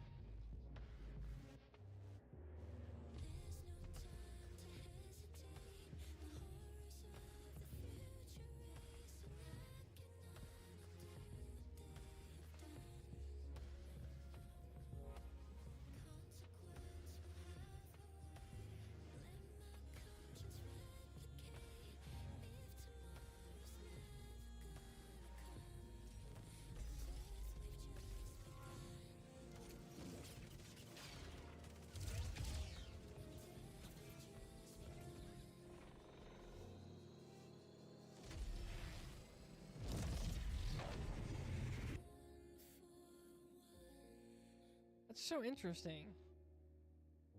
They made a good point about showing that she, like, abandoned them on purpose, but then she, like, didn't? So, like, the foreshadowing's there of her betraying them, but, like, that's just so interesting. And then the Destroyer's like this dumb guy who doesn't have any ambitions because he never looks up at the marathon. That guy's an NPC. 1 bot, 2 players.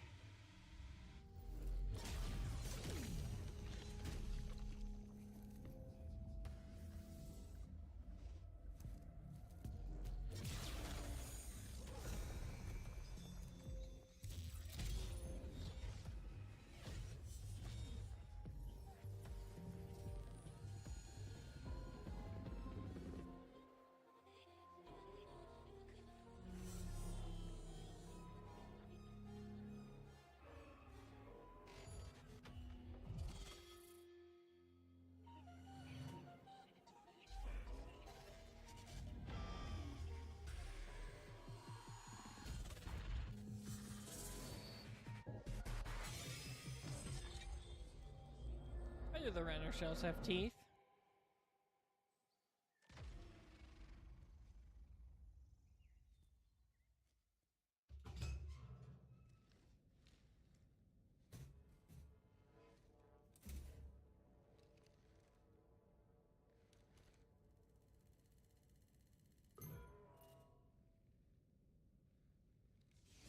Access denied. I mean, this is clearly Dire Marsh.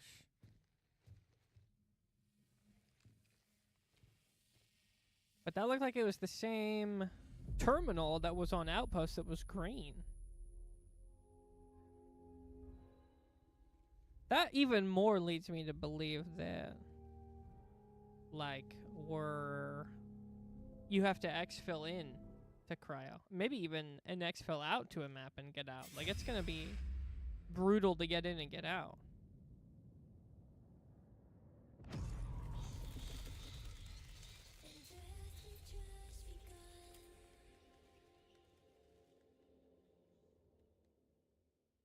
So interesting.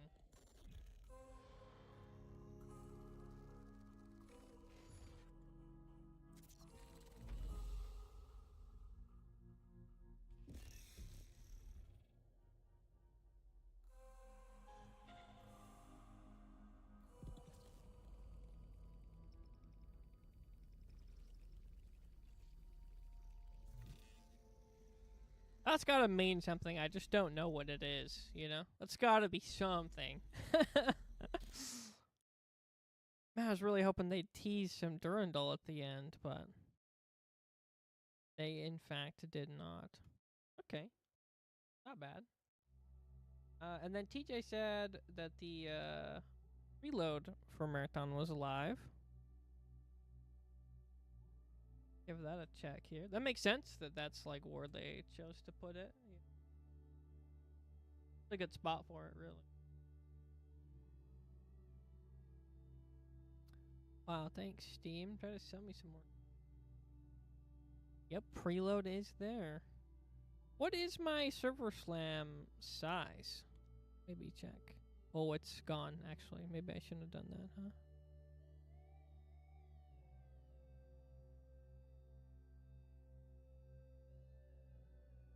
Interesting. All right, well, that was good. Good podcast. Hope you guys liked having Joe on. We'll probably have him on for a few more in the future, since I think he's going to play quite a bit of Marathon with us. So expect to see some more of him in the future. I think that's pretty much it. That's all we got. All we got for today. I have so much editing I have to do, so that's gonna be it for this one. We'll be live with TJ on Thursday, Friday, Saturday, Sunday, Monday, Tuesday, Wednesday, forever. So yeah, come back if you want to see more.